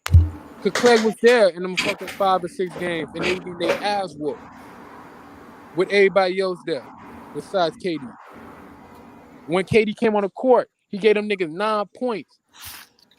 Fucking Toronto would look to spook, nigga. Mm. And the boys like, damn, and they was down when he came in. I mean, as in like once he like gave his points up and everything, Golden State was up. Nigga, they barely even finished that game. What happened the next game? Toronto back to business. Bam, knock that shit out. That's what I'm saying, bro. Like when it comes to championship teams, I get it if your team didn't make it, you do all that. But dog, you a championship team. Nothing should get out that locker room. Just like when David West was trying to allude to something. He didn't get it out. He alluded to something, but he didn't get it out. He ain't pinpoint players. He just said, man, that shit was crazy. Okay. That's it. Wait. Let me ask you this thing. So when they came out with The Last Dance, right?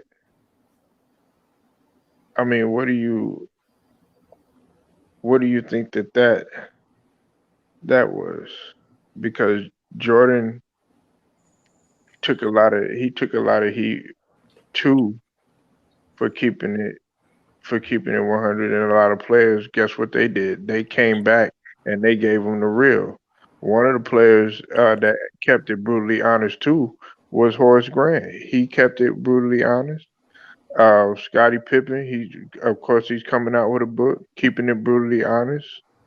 And there's several other players like Craig Hodges. They've kept it brutally honest even before the Last Dance. But my thing is though, Polo, they waited till they got out the league.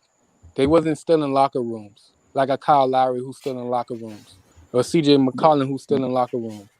They didn't have what they got right now when players can do podcasts even during seasons or before seasons. But it's still an interview. It's still an interview. No, but like I said, you didn't have nobody come out the mouth or pocket of any of those other players. Like Horace Grant and all them. They didn't do that until they was done with this NBA. Until they was done with locker rooms. Until they was done with like sharing locker rooms with players.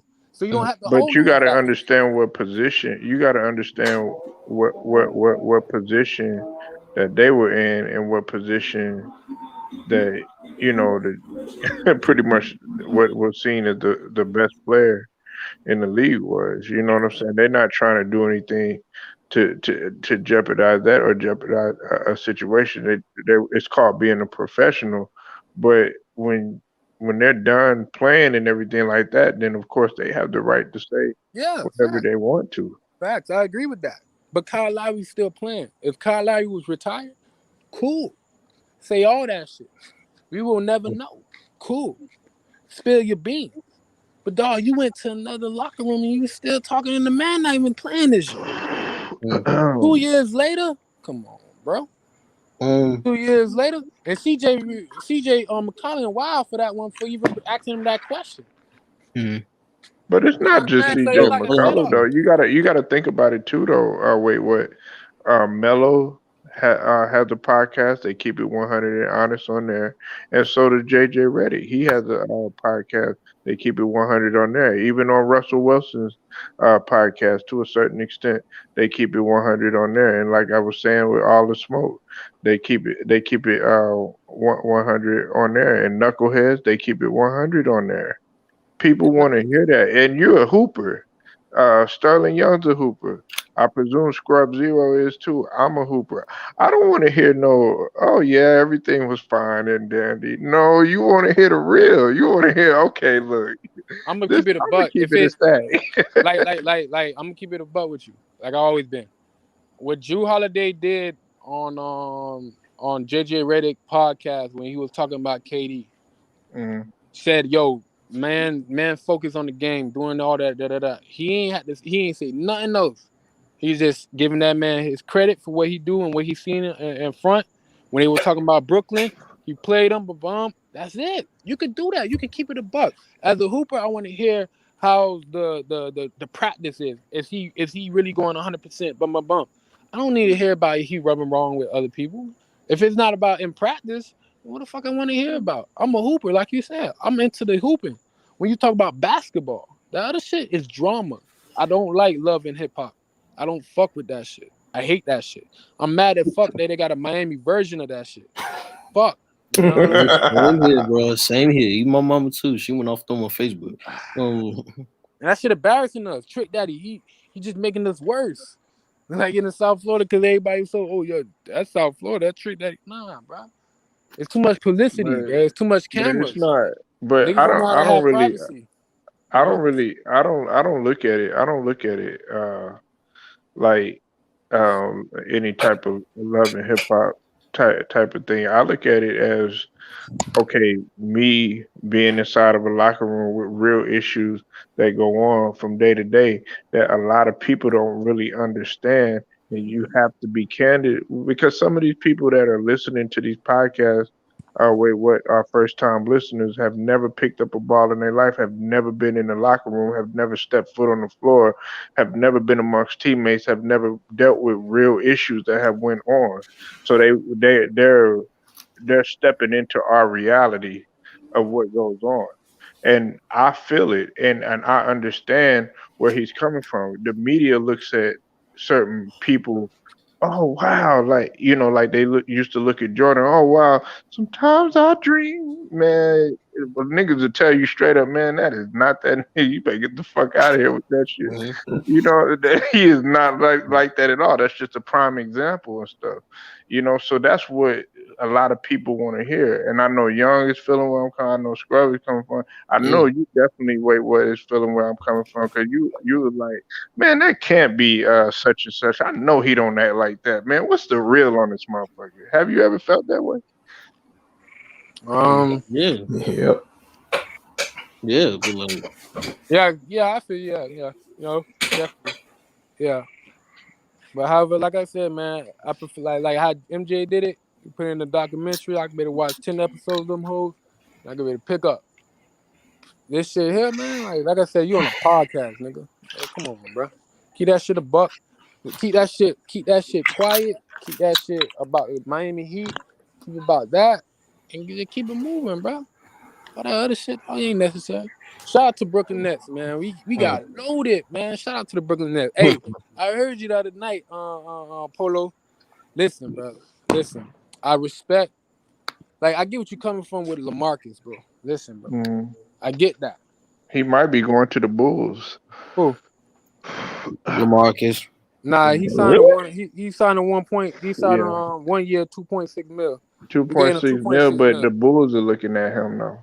No, what I'm saying, they already signed that contract. That shit been Woj. Woj already confirmed it.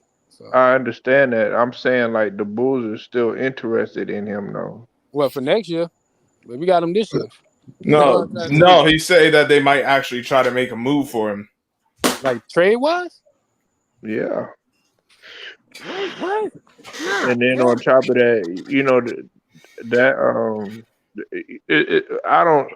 Okay, look, I've already told people like this. I'll support him, but do I like the fact that he's playing? No, because I've seen it from my very own eyes. Situations that have taken place with this. I had a friend that died on the court, and then you talk about Hank Gathers. I just wish that he would just, okay, hey, look, just exercise a little bit of wisdom. But if he feels like he wants to do it, he wants to do it. Matter of fact, one of my best friends, his dad had the same situation. Matter of fact, he was on that 1966 team on the. His name was Willie Cager. They made a movie about the team, Glory Road. He had an overgrown heart too, and he could only play so much. So it's common in basketball players, but in his case, it's a little bit different. He has a different condition. But anything dealing with the heart, I was just talking about that today on Polo Motivation. Yeah, I seen that show. I was listening to some of that with heart disease. How we can we the leaders in that, man. Black males, man. But anyways, that's a whole nother story. Go ahead, man. Y'all could. Nah, but like I said, like with LaMarcus and that shit, man. last year, man, I felt like, you feel me, like you said, it was a time and a situation. Jeff Green is another person. If he would have listened to the outside noise when he first came in, 'cause remember he had a heart situation. We had to open up his chest and do the little heart surgery for him. Yeah. That's why you had teams. If you really look at his history, bro, that's why you had teams that's always giving him a 1 year or 2 year deal. They don't never really like commit to him. This year with Denver, they committed to him with the 2 years. That's the most he had probably since he been in the league of after being a free agent. Like just a year or probably he always been getting like fucking year deals. But he been on like 12 teams already. The nigga been in the league for like 15 years. So you gotta When did remember. he have it? Wait, hold on. Wait, when did he have that surgery? Wait, what? And Young and Uh, Scrubsville. I Well, think he had who? it was. I think Jeff Green. after, I think it was after he drafted because it was doing his NBA career. Like, Because he didn't really have. Because see, the thing about it is, I think he just had. It was like one episode. LaMarcus Aldridge had multiple episodes. I know he had one in. I know he had one in He Portland. had multiple episodes. Both episodes in Portland. Yeah, where they had to, they had to check him out and do all that stuff, and it was kind of a scare and everything. It happened a couple times. With Jeff Green, it was back in 2012, early 2012. Yeah. Yeah, because he was so he was drafted in 2007 with KD and them boy. Yeah. So I think at that point he was with the Celtics because they made some they traded him. Yeah, for Big Perk. Big Perk. He came to OKC. But yeah, after that, bro, with the Boston, it was just 1 year deals or 2 year deals. 1 year deals, 2 year deals. Probably he just won all the time. So he got like I said, he got double digits in teams he been on. So Yeah, my prayers are with him. Always. Of course. My prayers with everybody at night, man. Every time I put a blunt in the air, I'm burning for everybody, not just for myself. Shout out to Look everybody. at this thing, man. We talking about heart. Nigga, that is hard, nigga. From my heart into the bro, no, like it's a bad thing because like for hard, no, cause that's one thing about players. As in the NBA, we always worried about players' health issues. Definitely when I remember with Chris Bosh, he had the blood cough. Yeah, I know he's looking at the league like fuck, man. But then he came back though. Then he came back though. I remember it. So I'm like, okay, he came back, and then they said, oh, he has to just retire because I the think blood he came cough. back again. Okay, He came back again. and then I was like, damn, because it was definitely it's very tough. It's very tough for a basketball player because it can happen like that quick.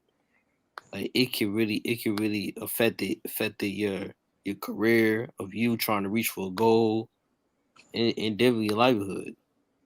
You gotta think about what LaMarcus was doing for the last 4 years before he got to us. He was doing shit for Spurs on a consistent basis, starting and everything like that. And when I meant starting, he was doing 30 minutes, not like 25 or 20. That's why I love Brooklyn so much. Even though they bring him in, they got like 4 centers right now. We got, you know what I'm saying? So it will be in the rotation of him not even playing like that many minutes. Because last year, he was too dependable. For the simple fact that when Claxton get in, he foul trouble. DeAndre Jordan can't damn near play at all. So then you gotta look at it, he was doing great when he got on the court. He didn't really play too much with KD in them, but when he did, he got some points. He didn't really play with James Harden at all because of the hammy and all that. And like I said, this year is just like, first of all, for a team to be in luxury tax, they damn sure made a lot of moves. So when I look at Golden State, them niggas, front office matter, bro. Golden State front office is trash, bro. Fucking trash. Cause if Sean Mark's making all these moves and still being luxury tax and still making moves like this, that shit ain't make no sense for Golden State to have like stringless bodies. You got this nigga playing 40 minutes. All your all-stars playing down there 40 minutes in them last 2 years after 18 and 19. You know what I'm saying? Nigga had to. That's why I'm saying niggas like you know what I'm saying? Like that shit crazy. Niggas gotta play the whole game. Even though they was good, the starting team was good as fuck, but when they take a break and they pull out certain players, and Steve Kerr don't really have a fucking offense for his real team, because the last 2 years show me he don't got no offense at all. He ain't had no playbook at all. Fuck out of here, man. So you don't think Steph gonna come out with a vengeance? Yo, Steph coming out hard, nigga. I didn't say nothing about Steph. Steph gonna do his dollar at the end of the day. Steph gonna do his shit. Clay need to take his time and not rush it. Come back Christmas, slow roll it. Don't try to play the best offensive player like you used to on the defensive end. Nigga, just you need to be hitting just like Steph until you feel fully healthy. That's why they need to keep Wiggins, because Wiggins is a defense presence. You need to keep the players you already got. Don't try to get Ben Simmons, because, like I said, you're gonna put too much on what you're gonna have right there. And your GM then they're not getting nobody off the market. Nigga traded Pascal, nigga, for no reason. Somebody who's developing. For like, what was it, a second? No, I think that was great for him. I'm glad he got out of there. No, Oh listen, yeah. Pascal, yeah, hell yeah. But I'm saying for the yeah, team. I'm sick of people like talking. Okay, yes, I know that he didn't play as good as what some people thought, but if you getting them in, getting them out, pulling them in, pulling them out, you ain't never gonna get no chances like that to really blossom. So I feel like that's a great addition to Utah. Oh, no doubt. I'm saying like Utah gonna be a threat. I think they got better with the addition of him. And then you're gonna have Connie coming back, and then with Rudy as well. Cause I think he gonna get Rudy a lot of paint points, cause the ability of Pascal being able to like move from the inside from the first to the second and the third. He can play the third if he needed to get some threes off, but either way, he'll just be a presence. And then Rudy all day in the paint. Bam, bam, bam. Defense, they got it. They're gonna be better. I'm still not going to sleep on Phoenix. Man, come on, bro. What they did with their big man, dog? Did they get a big man on the oh yeah, Yeah, they got they McGee. got They got McGee. JaVale. They They got got JaVale JaVale. They McGee. got JaVale Yeah. McGee and Jalen Smith.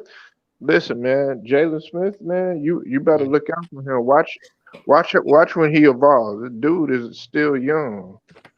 I definitely have a JaVale McGee because I remember the Bucks finals. Giannis was just killing DeAndre because All day. he was much more bigger, stronger than him. That's why I feel like the Suns they need a big man that can really help DeAndre in the paint, defensive wise. Or just being a body right there so he can get his Mm. rest. And you don't have to worry about the The- paint getting attacked like so many goddamn times. When every time he was out, that's what they were going for. Paint. And that's all they were doing on the DeAndre Jordan gonna come back. I mean, not DeAndre Ayton is gonna come back much better. I think what he needed to work on was his lateral movement because I mean, Giannis, like you said, young was blowing by him or whatever. And we thought, in the previous series, he was agile and stuff like that. But when he met a more agile, damn near 7-footer that was way more athletic, then I think that kind of woke him up. And them niggas, and then Milwaukee had about 3 niggas that can do that to his ass. Mm-hmm. So with JaVale McGee there, I'd rather have JaVale McGee than I would DeAndre Jordan. Oh, I Yo, agree. how you think that gonna work out, bro? Like he getting second string, third string? How that shit working out, you think? Who Who with JaVale? We're not with Jordan. He getting 2 Well, points. he in Detroit, but that's gonna be the buyout. did they buy him out already? Or they waiting? He's going to the Lakers, man. No, I know he's going to the Lakers, but the question is, did they buy him out already, or is he still? I think they're gonna do Activating on the it on roster. Monday, kid. They can't do it over the weekend, so Yeah, Labor Day. they've been pushing it for it already. So Okay. Monday morning when he gets papers, but I'm hearing the Lakers already willing to pay him 1 year, 2.6 mil. 2.6 mil, shit. That's like I'm getting PT. You know what I'm saying? So it's not like a veteran minimum. He getting money. So it's like he gotta get some PT. I don't think he's gonna go there with no PT. I don't think, man, he should. I don't know. I don't That's know what I'm what. saying. That means Dwight Howard starting, and then he gonna be the second. Cause AD said, "Fuck that, I'm not going to play center no more." That's pretty much what it's telling me. AD said, "No, I'm not playing center no more. Straight power forward or small forward. I'm not playing that bullshit no more." Okay, so then where's LeBron gonna go then? Because he said he playing power forward. Nah, he going small. There's reports that him saying that he wants to play the 4 and AD's playing the 5. Wow. Yeah. AD, look, listen. The reason why they getting they got Dwight Howard back for a reason, and again DeAndre Jordan. They AD must have told them niggas, listen, I am not playing no more center. I'm not playing a 5. You can put me at a 3. You can put me at a 4. I don't give a fuck. Front court, Well, regardless. I'm not wait, playing what? that. We got to see if this nigga is gonna last first and foremost. Right. You just We can't. gotta You see just can't if just you're like gonna critique him. stay up long enough. We haven't seen him play center. What you talking about? What y'all talking about? AD? Yeah. Wait, he's not gonna last? What y'all talking about? What you mean? No. We had to. I can't critique. I have to wait to see how he looks on the center side on the 5. Playing No, the 5. nigga, AD don't want to play the 5. That's You what I'm really don't. He don't. That's what I'm saying. That's why they Well, getting he all got to these talk to goddamn LeBron centers. about it. LeBron, like, yo, he got to talk to Frank. LeBron No. might want it, No. but Frank is the No, chief you coach. think No, Frank? you got to think talk to Frank- LeBron. If LeBron So want to you play mean the tell 4, me- he got to so play. no. So you mean tell me that that he should talk to Frank?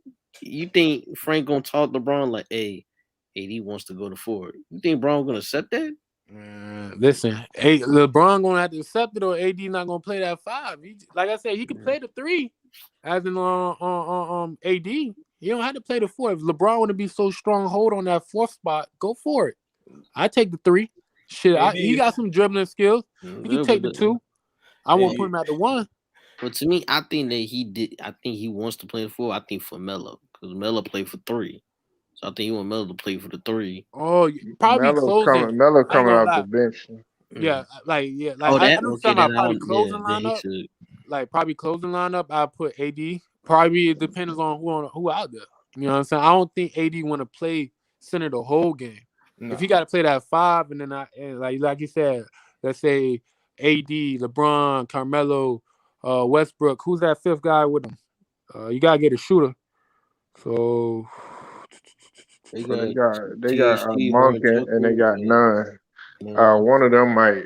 This is what I heard, Young and and Scrub. Either Monk or Young. I mean Nunn might end up clipping one of those spots. That's just what I'm hearing. I don't know. Maybe that's a rumor. is they good shooters? Cause so far I got probably Melo. None Inside.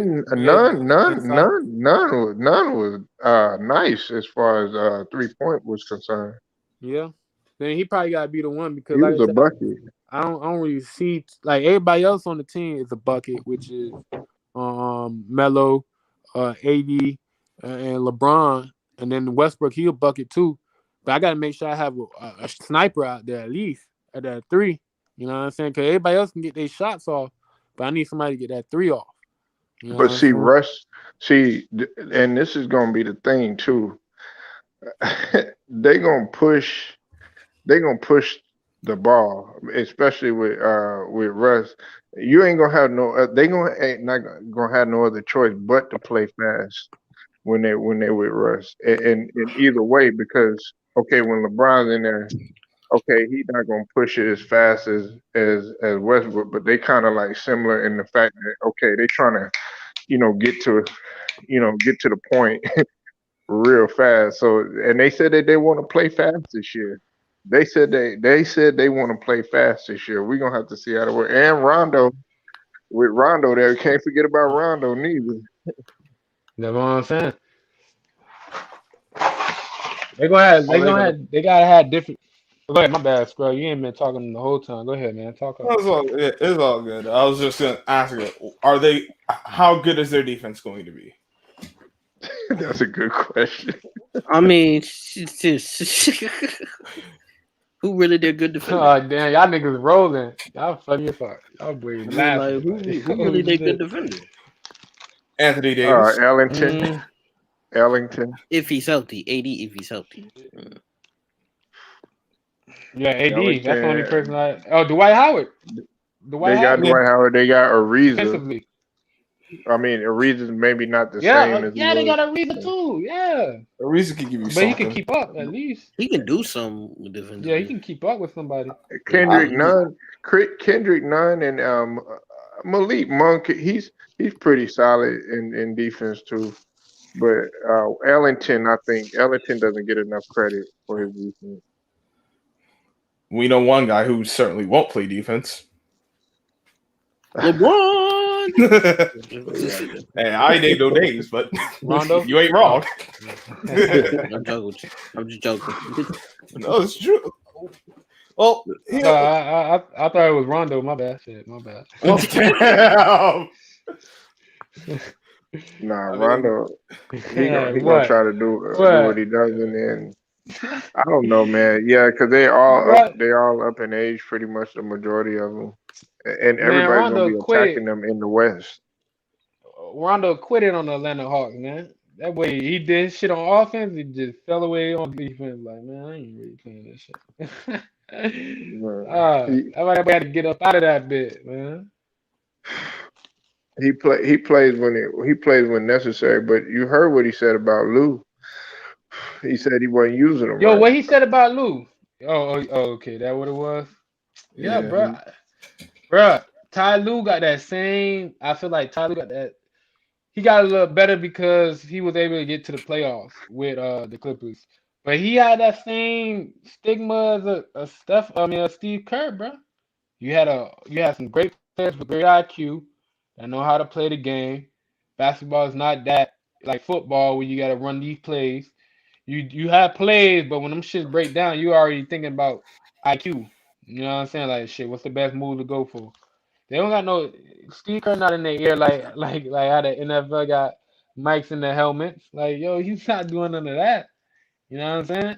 And then when he got put into the fire, we did not have a Steph Curry at all. You just only had a Draymond Green. You got your ass blew out by 50. And then everybody started calling all them players the Wiggins. They called it Oubre, G League players and everything. No, bro. One, they didn't have an offense that could play, that can keep them going and keeping Steph going. He got a playbook just for Steph. Yo, Draymond Green. That's why I say Draymond Green is so valuable in that offense because he is the one leading with the picks to get Steph Curry that openness.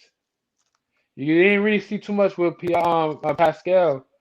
You know what I'm saying? Getting him them real open good streams like a Draymond Green. That's probably why he probably banged it first. Because you still got some value, not even the point wise, but you adding points when you have a Draymond Green giving them wide open streams and them clean looks for Steph Curry. He get him. I ain't gonna lie. That's one thing about it, bro. He set them streams good as fuck for Steph, boy. But Steph get them shits off, and he already got a quick trigger too. Yeah, that's it, bro. I get that move. You feel me? You don't wanna. You're gonna end up having to pay Pascal sooner or later and get him out of there. But damn, dog, get something back for him, bro. A second round, bro. Come on, bro. Come on, man. He done there first. Niggas out here getting 3 first rounds. He can give you one. That nigga can get you one. You feel me? At least one. I'm not asking for the whole bucket list. For real, man. They need Clay. They're not making the playoffs. And until they show otherwise, I don't know how much confidence I can have in go. No, the Warriors. Warriors. Yeah. I mean, Wow. You don't think they're gonna make the playoffs? I feel like what you said. I don't think they will. I feel like what you said about Clay. I feel like Clay. I mean, having 2 ACOs is gonna affect them defensively. That true. Mm. All right, so what's your preseason? Not your preseason, but before preseason picks for the top 8 spots or top 6, honestly, because 7 and 8 is never guaranteed. So, who's your 6 teams in the West? that can definitely be over the Warriors. Uh, Scrub. Oh. yeah. I'm trying to remember all the dang on teams. The Lakers, by much to my dismay because of the King, but whatever. The Lakers, the Jazz, Nuggets. That's 3. Suns, Mavs. That's a good one. I'm gonna take. Dang, Memphis or the Clippers. Dang. I'm gonna go out on one. I'm gonna say the Grizz. Okay. So those would be the top 6. So you got the Warriors. I mean, you got the Lakers, the Utah Nuggets. You said the Grizzlies. Who else? The Suns. The Suns, yeah, the Suns and what? Portland. I said the Jazz, right? Yeah, you already said the Jazz. I didn't need one more. I do need one more. Damn, all these dang on teams. I'm gonna take the Clippers. Okay. All right. What about you, Young? I said, what about you? What's your 6 teams in the West? Preseason. Before the season type of shit. Lakers, Nuggets, Jazz,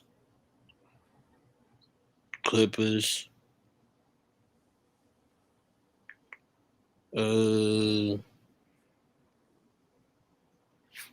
Lakers, Jazz, Clippers. That's the Nuggets. Yes. So that's 4. 2 more. Nuggets.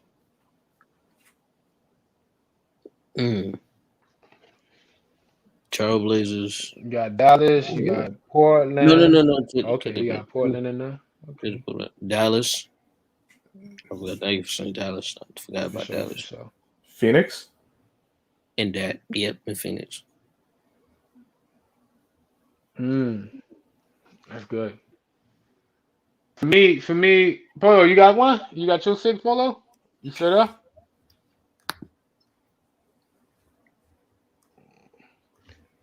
For me though, I don't think I hear him. I think you fell out. For me, I feel like Lakers, of course, Denver. Shout out to them boys. If Dame stay, I can see Portland in the top in there. Portland, Dallas. I see Dallas because I think Jason Kidd gonna make something happen with Porzingis. Utah and the Phoenix. So that's probably it right there on that. I can see Warriors probably get that 7. Probably fight with the Grizzlies for the 7 and 8 seed. Like you said, and for me the Clippers, the Clippers is in the same boat with the Warriors in a way, because you got PG. You're gonna see what PG do, as in like he's gonna be the main focal point, and then I'm gonna see, and them Clippers are gonna be better than when you have Steph as your main focal point for the first couple of seasons, and then later on he gonna get Klay Thompson. So if the Clippers able to have a better record against the Warriors, like bro, that's salute to PG if he coming out there just bringing it. Like he brung it that first year when he was at OKC, where he was just bringing that shit the first, like boom, and then until that injury happened, and then that when the OKC kind of fell, but it was up there in that shit when he was playing like an MVP. That's what I'm saying. Shout out to Reggie Jackson, man, for even showing up, and as long as he bring that to the next season, they're gonna be straight. They're gonna be really good. You feel me? Facts. Cause they're gonna need him to shine like he did. They're gonna need him to shine like he did in the playoffs, bro. Cause like I said, I'm thinking about like I said, like Clay gotta come into it slowly. Steph gotta go crazy in the first 2 months, first 3 months, he gotta go crazy. Just for them, cause if he don't and they start off like let's say 500 by the time they get to Christmas, they fucked. He gotta be like top three before Christmas come through or some shit. If Honestly, they're bro, just to make it to the playoffs. if they're under 500 by Christmas, I think it's done. I think they could survive there a little above 500, but if they are under 500, they could. Yeah, It's a wrap for them. They need to get as many wins as they I'm can right there with you. early. I'm right there with you on that one, boy. Cause they don't like I said, if they don't, I'm saying this first 2 months gonna be insane, bro. Cause teams that gonna really need victories, they're gonna have to handle that shit right now. And I think a lot of people are gonna be more focused on like, yo, let me get this shit done with, especially with the whole 7 to 8 play-in shit. I don't think niggas wanna. I think niggas wanna avoid that shit. Nobody Yeah, wanna go through that shit, bro. Cause you that shit like don't a headache. you don't want to get caught in a one game scenario where you could fall out the postseason. You want to get one of those top 6 spots. It, Facts. and I honestly forgot that Dallas got J Kidd as their coach. Dang, I'm gonna have to make a bit of a revision to the top 6. As I forgot about J Kidd. I think you gonna get them boys playing.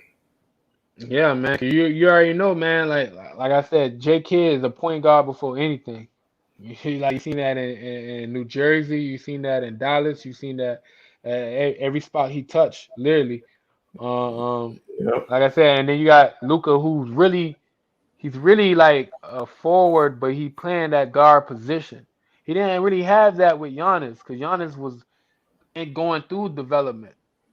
You know what I'm saying? When he coming to a player who already got down developed. All you gotta do is just point him in the right direction, pretty much.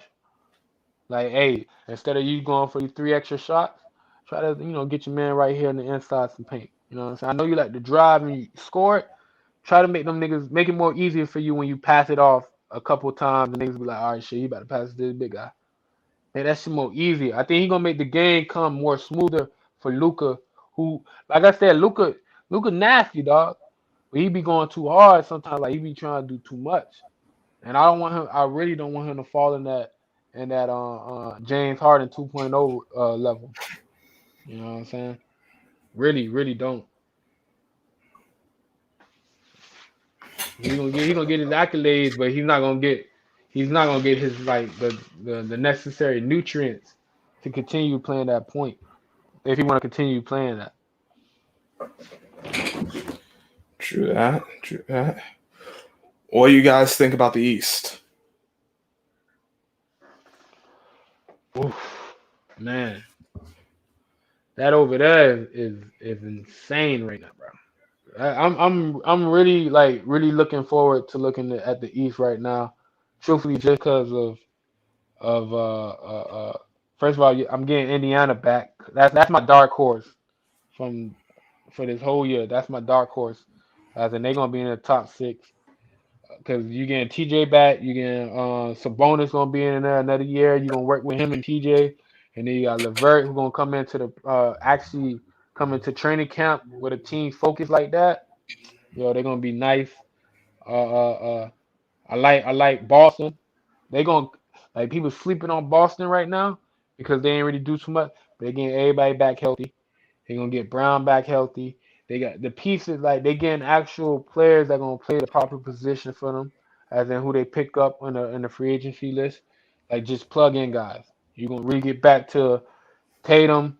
You're gonna get back to Brown. You get back to that nucleus where it was finna really skyrocket last year, but injuries, Um, and then I got Brooklyn.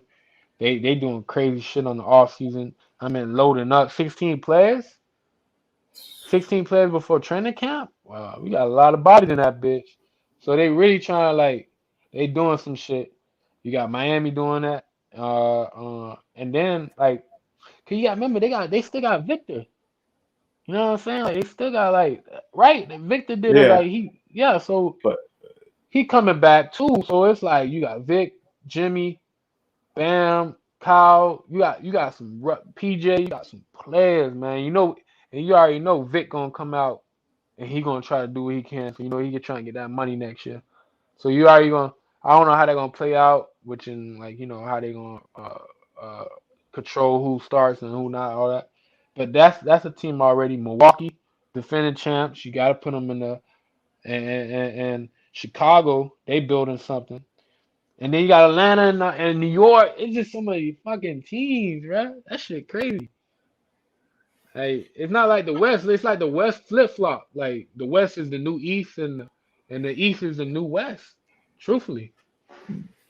this is the first year in a long time where, at least going in, it looks like the East is stronger than the West, and that's and considering how it's been in recent memory, it's like, dang, it's really changed. You really gotta look at how like really like at LeBron, honestly, like the fact that wherever conference he go, it get weakened. I don't know because of his presence, I don't know because all this other shit, but the whole time the West been strong, he's always been in the East. And then when he flopped, the East is getting better again. West is getting worse and worse. You getting, players in the decline. You like I said, just like not saying it's him, but it seemed like he know how to pick the time to make the move to the conference. Put it like that.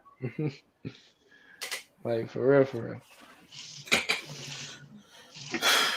I I honestly I worry about the Knicks because I am a Knicks fan, but the protocols they got, the non-vaccinated players won't be able to play any home games. I don't know what the status for the players are, but that kind of thing does have me like, I'm like, oh boy, that's not leaving me with.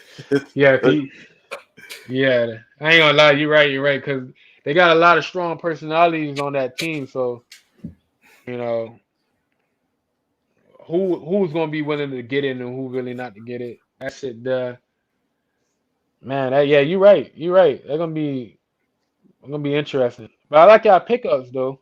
I got a lot of guards. I don't know how you feel about that. Y'all guard pickups with Kemba Walker and Fournier. How you feel about that? Cause you already re-signed D Rose, and I really personally, for me, from the far, I don't want quickly to be overshadowed. I need quickly to be starting and finishing games. Truthfully, from my view, because I feel like he's been growing. And you got Randall. You want him and Randall to be growing. You know what I'm saying? Truthfully. But how I you feel about the y'all pickups? I definitely like keeping Rose and Noel. I do have questions about Kemba Walker because of the health. Evan Fournier, it's not a bad move. I just don't have a real sense for him. Not, at least not right now. I don't know how he's gonna fit in now. On paper, it looks good. I like you said with quickly. I don't want him to get overshadowed. I definitely want. I don't know if I necessarily want him starting, but I do want him to get significant minutes because he was playing well. I want him to continue playing well. The other Nah, thing is fact. Mitchell Robinson. Can he stay healthy? Because Yeah, that's another he's thing too. Yeah. 'Cause like he was doing something last year, and then that injury is like fuck, and they had to switch up y'all whole play. It looked like in a way. it's been like that every year since he's been with the team.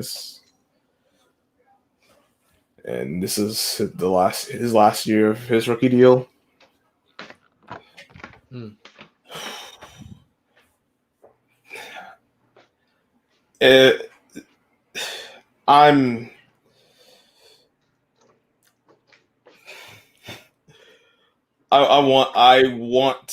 I honestly want to be like, oh man, Knicks are gonna make something happen. But I look at all these other teams, I'm like, dang, it might be another first round exit because Hmm.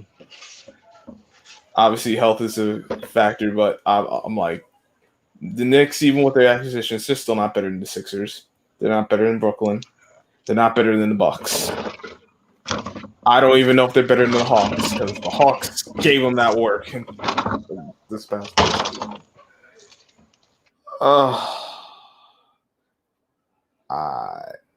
I hope it goes well. I'll have them as one of the top 6, but I think that would probably be 6. Asking me today. Hey, listen, bro. I'm right. Listen, like you feel me? I fuck with the Nets, man. You feel me? Both New York teams. So shout out to New York, man. Like I said, I get where you coming from on that, bro. Like literally, like, cause like you said, like everybody been making moves. You know what I'm saying? And they kind of, like I said, the Knicks. They kept a couple of their players. They made a lot of guard moves. I ain't really see too much at the front court. I expecting them to get more people at the front court. Something like more forwards. But like I said, they really gotta trust Kimba. If Kimba come back as who he was at Charlotte and not so much in Boston, then okay, then yeah, then y'all made the right move about that shit. You know what I'm saying? But he gotta come out like he from Charlotte. Like that last couple of years from Charlotte, like yo, I'm nasty, nigga. You know what I'm saying? 'Cause you feel me? Boston felt like shit. He more value when they first signed. They felt like he was more value than Kyrie. So you know, like I said, I think Fournier just paying him 20 mil, like 20 at least 20 mil a pop. Y'all brave for that. You know what I'm saying? Like he did okay. Like you feel me? He did all right in Boston. Like I don't know because of New Yeah. York seeing the FIBA games or some shit. But yeah, 20 year, like 20 plus for the next 2 years for Fournier. I don't know, but shit, I got him. I just gotta work with what y'all got. I respect it. Production per dollar. That's what it's gonna come down to. Yeah, he gotta show the fuck up too. He better. I'm really wondering is what's going to happen with these Sixers and Ben Simmons. That shit get out of pocket, kid. I thought I said Kyle got out of pocket, but that shit get out of pocket, kid. This shit, nigga said, bro, when the fuck did you ever hear that? Nigga said, yo, look, man, I'm not coming to training camp. I'm not doing all this shit. At least James Harden pretended to come to training camp. At least he pretended, but this nigga said, nah, I'm not coming at all. And I would expect that to happen if a guy actually was balling out and the organization was really doing him dirty. Like, they just doing everything, every little thing just to piss him off. And at that point, I'd be like, you know what, I understand. Ain't no one got time for that. But Simmons, you ain't live up to the billing. Whether you was making 40 million or 40 bucks, what the expectation is for you have not lived up to it whatsoever. So I feel like I said, his team, like I said, Embiid and Doc Rivers was out of pocket by saying like, yo, I don't know, like with Doc saying, I don't know if you can win with this nigga. And B's talking about shit. We lost the lead when we gave up a dunk. Like you calling that nigga out. However, Ben Simmons, dog, you gotta go in there with your head down and just say, fuck it, I'm going to work. That's it. You don't have to, but you saying, nah, I'm not coming at all. Like, bro, you underperform, nigga. You can't. I get them niggas, like, you know what I'm saying? Like, they let you yeah, out the dry, but nigga, you was wet, nigga. You was wet, nigga. The fuck, you was wet in the bed, nigga. So they had to leave you out there and dry, nigga. You know what I'm saying? You you could have left come in yourself and out there in said, the fuck it. raid and tried to drag everyone else with you. Yeah. Actually, did because And the you fact that, didn't like, play on. yeah, they fact. They like. I'm not saying what they said it was wrong, but they said some shit like legit, nigga. Yeah, You did give up a dunk. You're not taking it to the paint because you're scared of the free throw line, bro. If you going out there like you feel me, you showing these videos. I keep seeing you goddamn videos. You hitting threes and taking jumpers, but you're not bringing that to the season. It's kind of insane. That 2 years in a row. Like, bro, come on, man. Like, you feel me? I don't agree with how you know what I'm saying. I don't agree with how the organization moving about it. But however, bro, Ben Simmons, you gotta two wrongs don't make a right, nigga. You gotta make that shit right for what you did wrong. So it can be like, damn, like you feel me? So it could be at least a one way, like one way as in one of their asses gooking out, not you because you coming in, you doing your shots, you making your points, dog. Cause like low key, bro, if you really look at it, if he do have that to his game, come on, Phoenix, bro, Philly gonna be crazy. Philly gonna be crazy. Like if What he would you? really put, Yeah, if he put in the if he actually got that consistent jump shot, how are you Mhm. gonna how are you gonna stop them? You can't you can't leave you wouldn't be able to leave him open because he hit the jump shot, but then you can't really close out because he could drive on you and then he could pass and you know what happened how Embiid get down in the paint when he's taking it seriously because sometimes he be BSing yeah, his he be rap. laggy gagging. He be laggy Like, gagging. Like, 1 minute, I'm gonna take a shot. Next minute, all right, I'm gonna play for real. Like, bro, come on, bro. If you're gonna do that, that shit the whole time. Don't give him an opportunity to. Okay, shit, I got him off the post. Now he just gonna take a shot.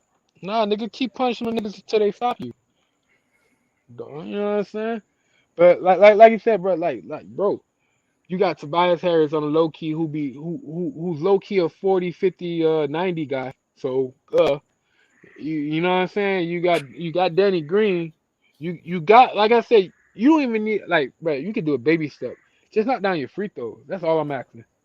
That's all that like I said, I'll do that with Ben Simmons. I'd be like, bro, this year, all I need you to focus on in the off season is free throws. Free throws, free throws, free throws, free throws, free throws. Focus on that. If you can give me at least 85% at free throws, bro, I don't give a fuck. They can't stop you, nigga. Cause all they, bruh, when they try to like, you feel me, try to play up close, you drive free throw line. All right, no problem. Knock down your free throws.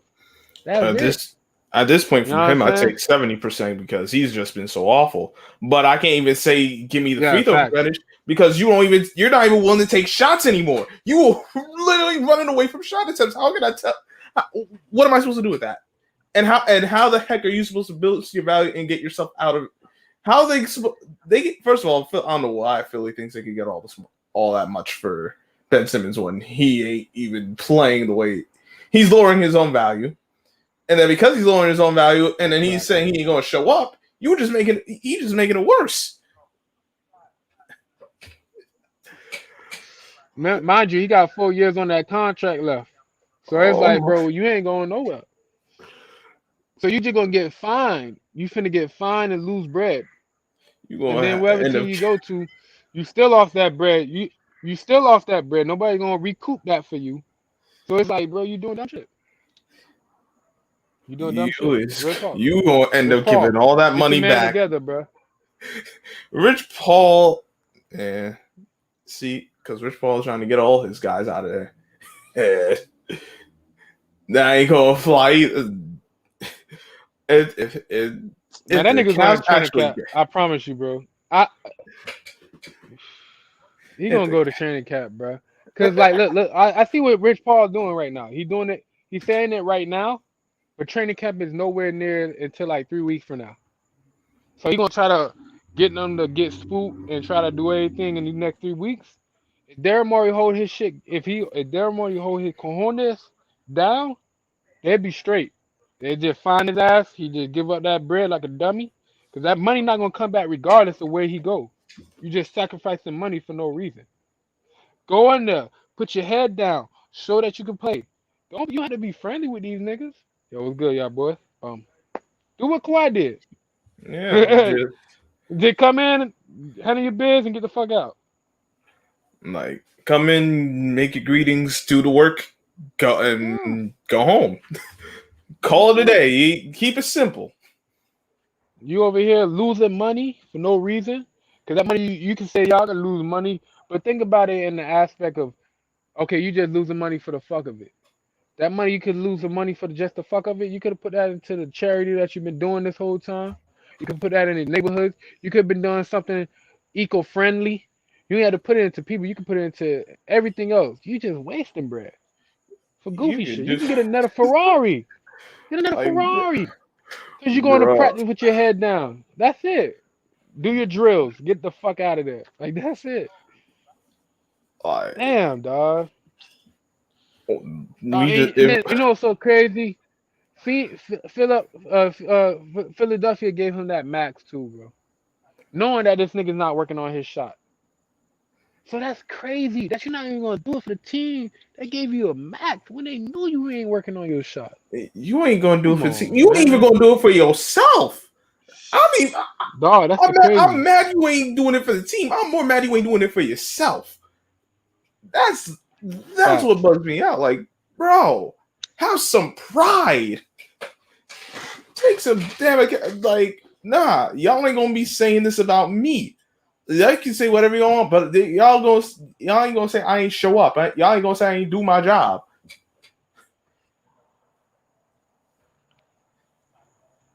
That's all That shit everyone's wild, saying. man. Just gonna toss away my. That Well, shit you know wild, what? bro. If you want to toss away money, So I wouldn't advise it. But hey, yeah, go on. that's why I can't get mad with the old heads be saying the generation soft, bro. I really want to defend the generation because I'm kind of part of the generation. I'm like, but it's like when niggas you're getting the bread, but you're not working on your game. It's like, bro, it's not making sense, bro. You getting the bread and you working on your game. You know what I'm saying? It's like I see Giannis working on this game and he getting his bread. I see Devin Booker, he getting his money. You know what I'm saying? He working on his game and he getting better.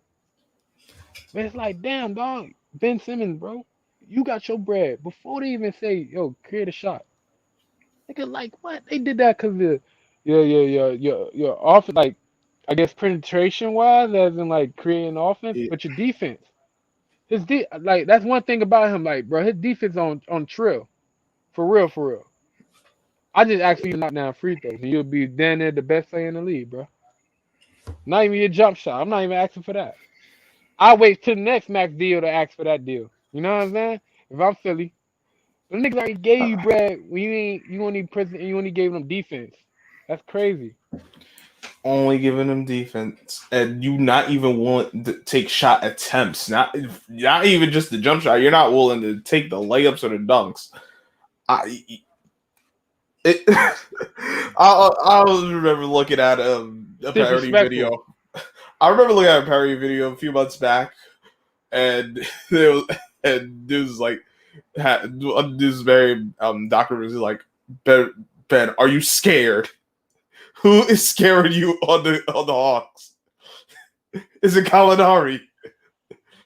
Is it Colin? It's like, I'm like, damn, well, like, because just the like, how can you not take the shots? How can you I just don't know not if he, stop shooting altogether? man, that nigga was shaving. That nigga was shading points, man. That nigga was shading points. But you had to, and that's crazy that I gotta think negative like that, cause I don't want to think negative. Like, bro, you literally not looking at the rim. You boop boop pass that shit. It's not even like you.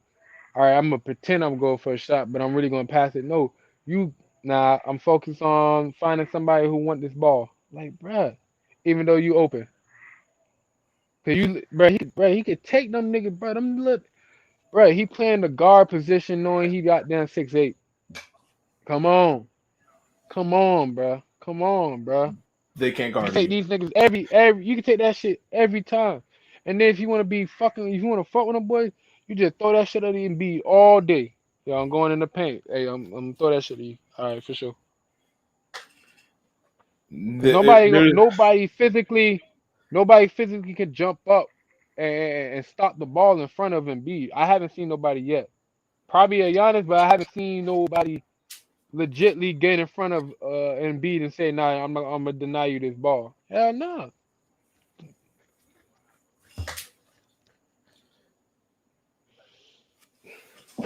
But man, Man. that shit tough, man. Shit gonna be crazy though. I'm really. I heard them boys say they gotta give up. With Golden State, they had to get up out of Steph or Clay. That's crazy. And them niggas asking for an injured Klay Thompson. That's crazy. You feel me? Like these niggas want to injure Klay Thompson to start off the negotiation. Damn, Ben. Damn, Ben. That's crazy as fuck, Ben. No, wait, this is a start to negotiation for that guy? Man, I got Yeah. They got to right. start. They got. This is the That's negotiation over crazy. before it begins. Because they ain't no way, as they stand, I'm not giving up Klay Thompson. I'm not giving up Steph Curry. For this man who I have, there is proof. We have the tapes literally showing this man is scared to shoot. That this man wasn't playing offense. And I'm supposed to give up one of my better players for him? I don't need him that. He ain't. Buffoonery. I'm good. I could lose without him. Fact. Buffoonery. I just take his bread back. That's it. That's it. I'm gonna take his bread back. You want to stay home? Stay home. Like, Don't please, worry. I'm not. No, I want you You here. already had You a want to point choose to guard. stay home? Like, yes. Give me an excuse to take that money back. That's all the teams really want. Like, wait, you're going to give us an excuse to take our money back? Please. They quick on that shit. See, like the NFL ruthless with it. That's why they don't get no guaranteed contracts. They ruthless as fuck. Yeah, you playing good all the way up to week 6. That week 7 game you ain't play. All right, we cutting you, bro. And we not getting the rest of the bread. You got paid for the days you work, nigga, not for the days you could work. Like, damn. Them niggas fucked up for that shit. That's why I really don't want to fuck with the NFL because them niggas too slimy to them niggas, bro. They too slimy to the players, bro. They Not are. even they don't even have 50-50 revenue, bro. It's like I think it's like what like that shit low as fuck for the players, bro. Like I probably think low it's 20. like I think it's between the owners and the players. It's the earnings overall is like 53-47, something like that. Oh, for the NFL, right? Yeah, and the players are But getting the dog, low end. but it's like, but think about it. It's 50. Like first of all, it's 54 players on each roster at least. That's crazy. And only like 32 owners. So you got 32 owners where you got like at least about 50 players on each team. So it's like of course they're gonna have like that's why they can't get money like the NFL like for the NBA because the NBA got at least about 15 players that you really need to have. Them niggas in the NFL got like 4 times that, at least 4 times that. You know what I'm saying? And they got to divide that already, and then you already got the quarterback making down there what an NBA player make. Shit, ain't no money left. You got positions slotted for certain, but that part of that's all I blame the players for because they never really They had that lockout. stood up, and they had that lockout that 1 year, and but they caved hard. I'm like, fuck. I was so mad because I want the boys to get paid, bro. I want guaranteed contracts for them at least guaranteed contracts. They gotta at least start doing that shit, bro. Cause like that's fucked up when a nigga blow his Achilles and shit, or you cut him and he don't get paid. That's fucked up. Cause them niggas go hard every time out there on that practice field, bro.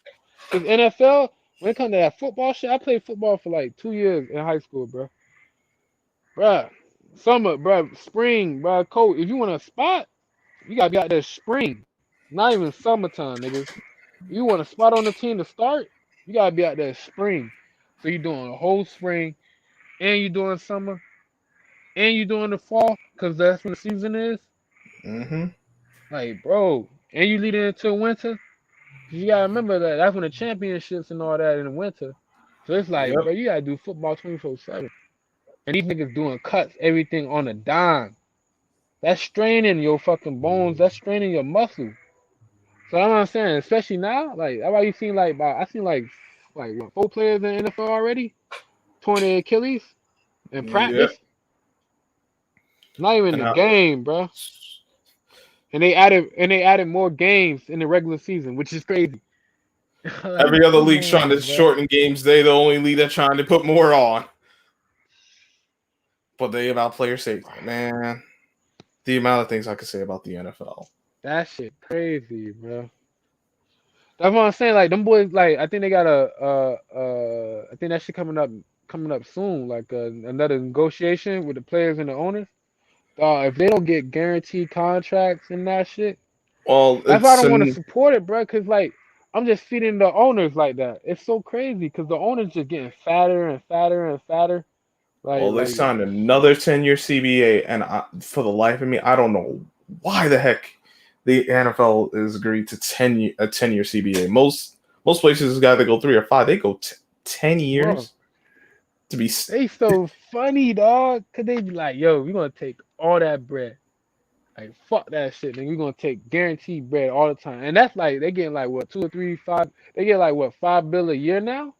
Like these niggas getting bread, like no doubt. And then you look at our players, like the highest players, the quarterback, and then the next person.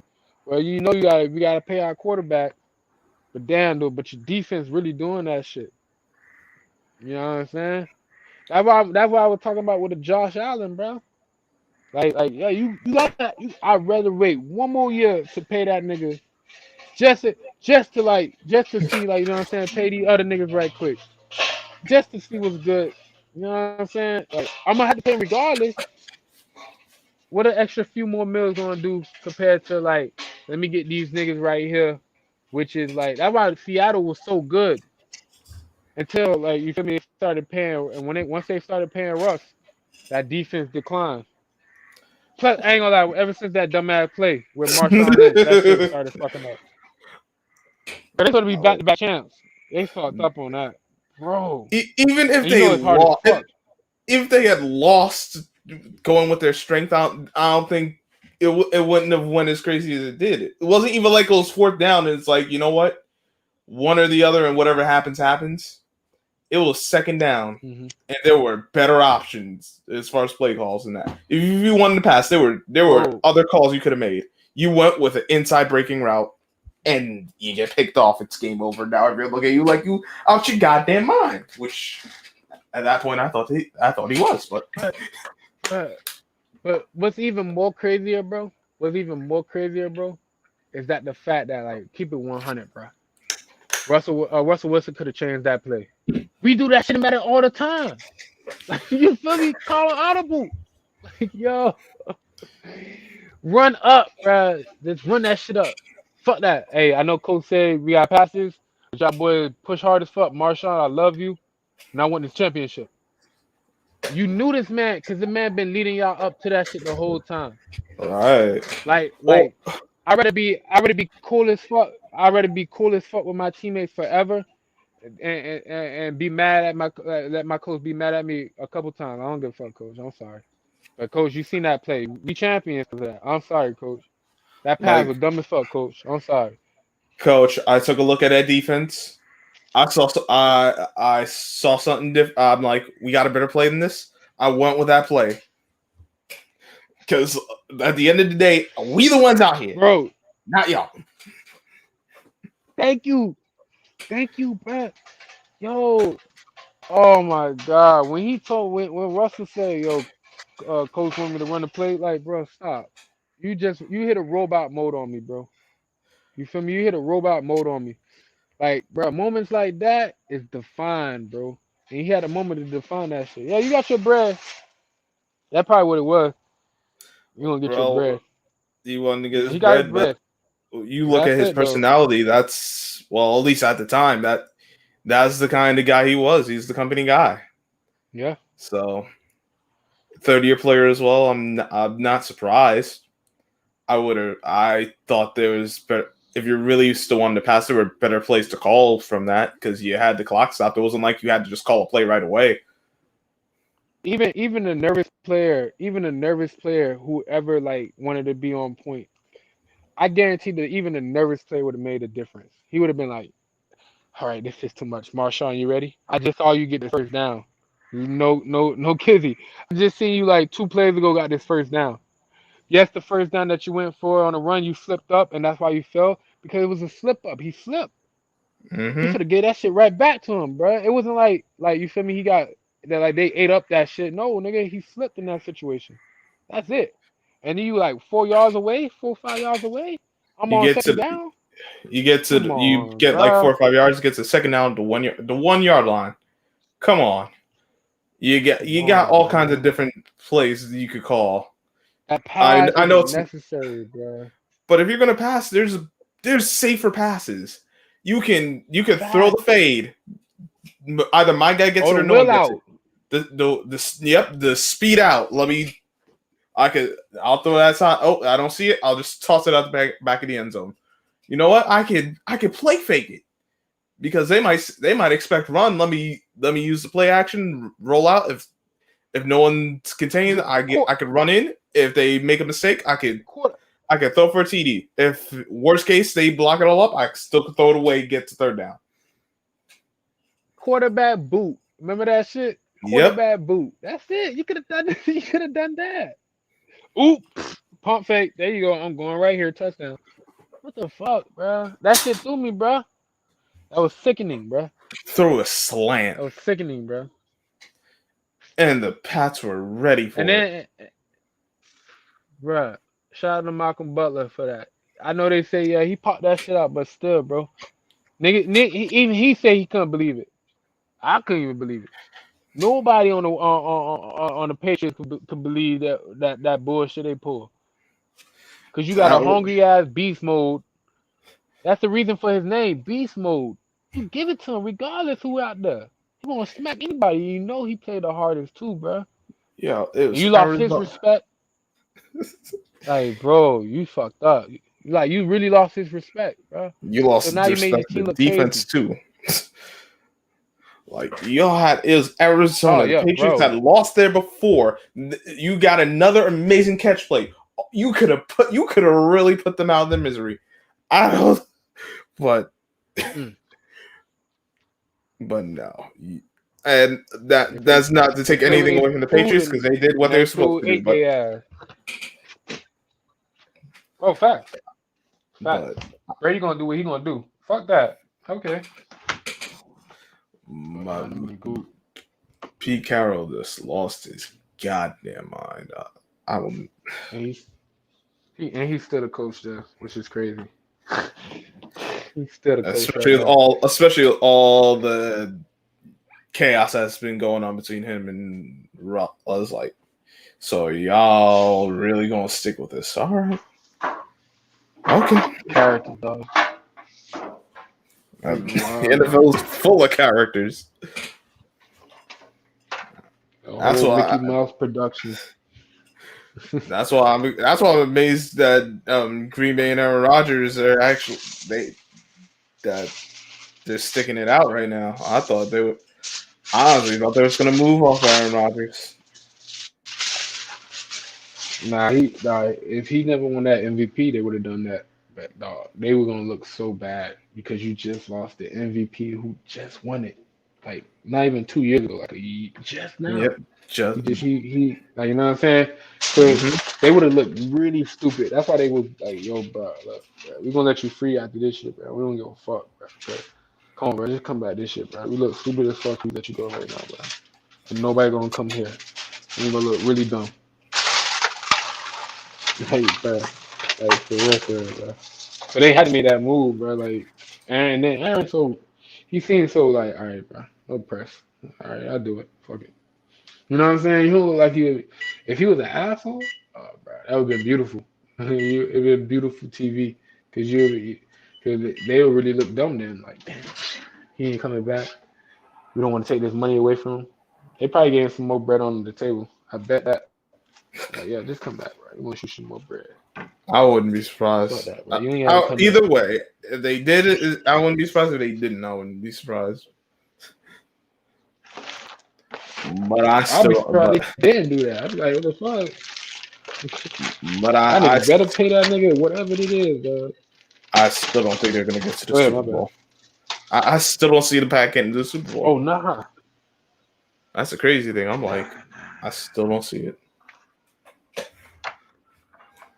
Nah. Much to my dismay, Much to my dismay, this NFC team I got it is the Bucks, and it's not even so much because of the Bucks; it's because of that number 12, who will forever be the enemy. You're stupid. He was in Boston 20 years. He will forever be the enemy. That's 20 years too. It wasn't like he was just there for like 4 or 5. He was even 7 or 8. It was like 20 years. Nah. But Are you talking about Brady? yeah, Man, listen, man. Listen, man. I remember one time, bro. I had the Brady jersey, bro. I had a Brady jersey one time, bro. Like no cap. I had a Brady jersey, bro. I put that shit on. I felt great, man. That nigga good as fuck, bro. Like that nigga good as fuck, bro. Like at first I wanted to hate on his ass too, bro, but he too good, bro. And he too smooth, bro. I'm just vibing, man. He don't get in shit. He don't get caught up in shit. He stand his ground on certain shit. He speak his mind when he's speaking. He don't say shit that like you feel me. Some niggas come out the way to talk about a topic when it don't need to be talked about. He be vibing. Like he don't be doing the most. And I like that shit, bro. And then like you feel me? I just don't like the way Bill Belichick kind of coaching shit. Like you feel me? Especially when he did the Cam this week, dog. That shit was whack. I ain't gonna lie. I'm like, bro, come on, bro. Come on, bro. You whack as fuck. That wasn't orchestrated. I believe it was. I'm going to say allegedly it was orchestrated. I'll need cats coming up after me, be like, "How you done?" No, allegedly, but I think Belichick knew what he was doing. I think that's why they had Cam go. They knew. I know the Patriots knew what the rules were. They're very thorough with that. They wanted Mac Jones to get the practice. He got the reps, and they made their choice. I think they're going to miss the playoffs. I don't think, even if they started Mac Jones, I don't think I would have felt that way if they kept Cam on the roster. But I don't think they'll make the playoffs. I could be wrong. If I'm wrong, so be it. But I got them missing playoffs now. See, like for me, bro, like I got no pressure with him dropping Cam or not. You do what you do, but don't tell me he's a winning coach. He focuses about only winning because you just took away your best opportunity to win. You just dropped that shit. Like fuck that. So you tell me, so you doing something else, kid? Like so you're not telling me about winning, bro, because you ain't show up last year. All right, yeah, it's the first year without Tom Brady. All right, cool, whatever. They're gonna step back. All right, whatever, cool. They had COVID, all that shit. The excuse comes for Bill Belichick any day. Now we're gonna see this year. And what? Oh shit, yeah. It's Mac Jones. He just got the quarterback, but we're gonna forget in like 2 months. Oh, he did have Cam Newton. Come on, bro. You know what I'm saying, bro? You better show up, dog. You better show up coaching. You better show up. Man. He better, because what it looks like is that you got Cam as he was the fall guy. He's the scapegoat. You say it was his fault you didn't win more games, or at least like his fault. You can do what you want. Like, all right, he was there, but I still didn't have the guy I wanted. Like, bro, ain't no one told you if you really didn't. You just picked the guy because he was available, and the guys you had sucked. So you needed someone who was a viable quarterback, and you picked him up. For all the nonsense he had to deal with, he actually played well. Facts. Nigga had COVID last year. He had to go through some shit last year. So like even still, you were still getting games. You were getting victories. But the simple fact that, like, you feel me, like now you going into the next year. First of all, you re-signed them, so it's like, oh shit. So it's not like oh shit, because of you knew the vaccine's coming in play. You knew that shit. You could have told them up front, look, man, if you ain't gonna get a vaccine, we're not gonna sign you right now. Well, you know what I'm saying? Because yeah. They couldn't do that necessarily because because of they actually got rules in place that you can't make a roster decision based on someone's vaccination status. So maybe they did unofficially, but I don't even think it was. I personally don't even think it was that, but officially they couldn't do that. Oh no. I'm saying like if it's for the mindset of like, oh, if it was a vaccination was a problem. Yeah. So as in that's what I'm saying for that scenario. If it came to that, I probably would have put it off like that. Like, you know what I'm saying? If it came to that. Right. But like, Okay. bro, if it's about playing and all that shit, bro, come on, bro. What was the point of resigning him, man? Because who gonna be your at least be your second backup?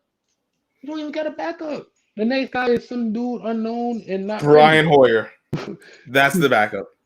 No, he's not even there. He's not even there. They kept Brian Hoyer. Brian Hoyer not there. Let me see. Nah, I'm telling you, they let him go. Check it out. Cause I know they were talking about that shit on I forgot what channel they were talking about that shit. They were talking about that shit too. Like, you didn't even have Brian Hoyer. They had some it sounded like a rookie, some other dude. I don't know who it was. QB. Oh yeah, they still. Check it out. No. Oh, that right. They apparently no. Hoyer's still on the roster, but they also got They also got Garrett Gilbert and Stidham's on PUP. Ugh.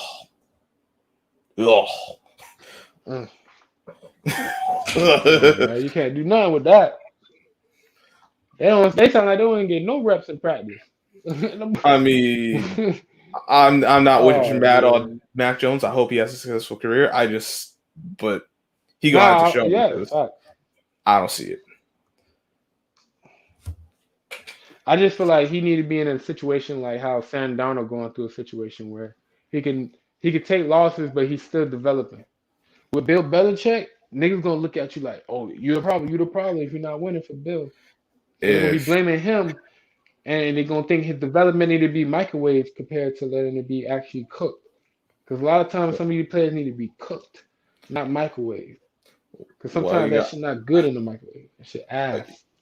You got all these analysts, all these aficionados saying that Mac Jones was the most ready out of college. We'll see how true that is. We'll see. I don't know what he can be. I don't even know what he is. I know what he did in the practices. I saw what he did in the preseason game, but that's still not what you're going to see once the games start. Once the games count, it's going to be you're going to see some nonsense that he ain't ready for. 100 miles per hour. Same dude. No substitution. That's regular season, but like for real, bro. How you feel about the Ravens, man? You feel like they're gonna do something this year? About who? The Ravens. The Ravens? Yeah. And the Raiders. The Raiders. Ooh. I had to reshuffle my playoff teams a few times. I actually got the Raiders making the playoffs. That's my bold prediction. The Raiders make the postseason. Shit, John Gruden gotta get them boys there. He got to. This is his fourth year. He got that 10-year deal. I don't know the details of the contract. I don't know how much security he has, but I do know it's time for him to get this team to the postseason. He got to stop bull driving around. At least the postseason. Yeah. Fact. As for the Ravens, I think they'll win the division. I think they'll get to the divisional round, and they'll either get knocked out by the Chiefs or the Bills. I got the Bills coming out of the AFC. So you telling me you don't think Ben gonna handle it? You don't think Ben gonna show up this year? I got the Steelers. I'm kind of concerned for him too. Oh, I actually got the Steelers missing the playoffs. The Browns is the wild card. Ravens win the division. Steelers gonna miss. Odell's still on that team, right? Huh? Odell is still on that team? Oh, he's on the Browns. Yeah, Odell's still on the team. It seems like he's going Yeah, to he was be. injured last year, right? Yeah, seems like they feel confident about him going week 1. I haven't heard anything about him not. I don't know when he's getting back, but I haven't heard anything as far as say setback. So he's probably going to play week 1. Man, if Baker and him can get a connection, dog, ooh, that gonna be dangerous, bro. That gonna be dangerous, bro. Cause I felt like that's what I'm saying. Like, that injury kind of took it out of funks. You know what I'm saying? Because I did want him to really continue gelling, even if it's bad season or not. So when they can go into the next season, they can just, especially through training camp and everything, they can really go through some shit. Cause that's a good tandem. They can get him the ball there. You feel me? Cause I feel more confident in Baker than I feel in Ben Roethlisberger, bro. Like Ben is like, I don't know, man. It's like sometimes that nigga in it, and then sometimes he out of it. Like he want to play, and then the next minute he don't want to play. Like, bro, get that shit out of here, dog. I want to Get that see how emotional healthy. shit out of here, dog. I agree with that. I want to see how healthy Odell Beckham is, and how well he can play with Baker. Because there's one question I still have, and it's all right because everyone says that Eli Manning was washed up. He was awful. He is a bad quarterback. Now I will say that Eli was on the decline. He wasn't like he was earlier in his career. But a few things to understand is that one of the biggest things for a pocket passer, he needs an offensive line. Giants haven't had an offensive line, a good offensive line for almost 10 years now. So like, all right, how? Because I know the health was a big boon to Eli, but I think Eli was also a boon to Odell. I don't know if it's going to come true to see how effective Odell is with Baker Mayfield, because we saw like prior to the injury, it was a struggle. They couldn't find a connection. Facts. But Facts. I agree with you on that. Facts. But Stefanski got this offense going finally. I mean, yards wise, they weren't. It wasn't anything special, but they were a much better team overall. He was coach of the year. They got to the divisional round, so they got a good team. I wouldn't be surprised if they got to the championship game. I don't have it happening, but they do have the pieces if their key guys stay healthy. But I have no faith in this. I can't knock that. I wouldn't say I have no faith in Steelers, but I just have this. I just get the sense they're gonna just miss the playoffs. So you think last year was just a fluke? I wouldn't say so. I don't think it was a fluke, but I don't think they fixed a lot of their problems that plagued them last. I know some of it was some defensive injuries, but the offensive line didn't get better. And I think that's going to be their undoing once again.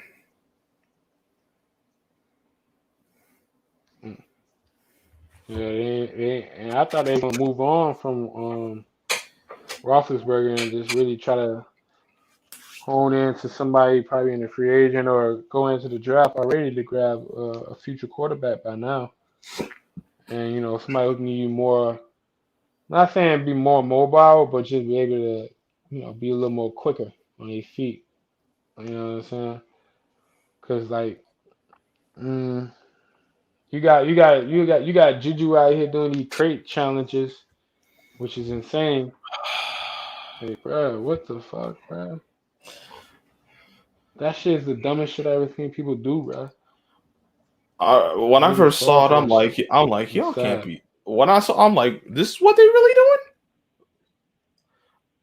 And I was amazed. I'm like, her brain cells is horrible. Yeah, like we really ain't got nothing better I to do with laughed our at time. first, but then I realized like, bro, they're not even doing like. Let me go catch a ball. No, let me build this dumbass fortress, then walk up on it, and then walk down. Bruh, come on, bro. That's crackhead shit, man. I don't even know crack. I don't. And I think crackheads would take that offense as well. Like they probably won't even do shit like that. We looking goofy out here, man. God damn, dog. That shit sad, man. But I ain't gonna Uh, lie, you. I ain't gonna lie, you. Bro. I'm about to slide out, man. I'm about to go eat right now, man. I'm glad to talk it up with you, bro. Good talk, man. Appreciate the Same convo. here, bro. All right, man. Stay up, man. You too. Peace.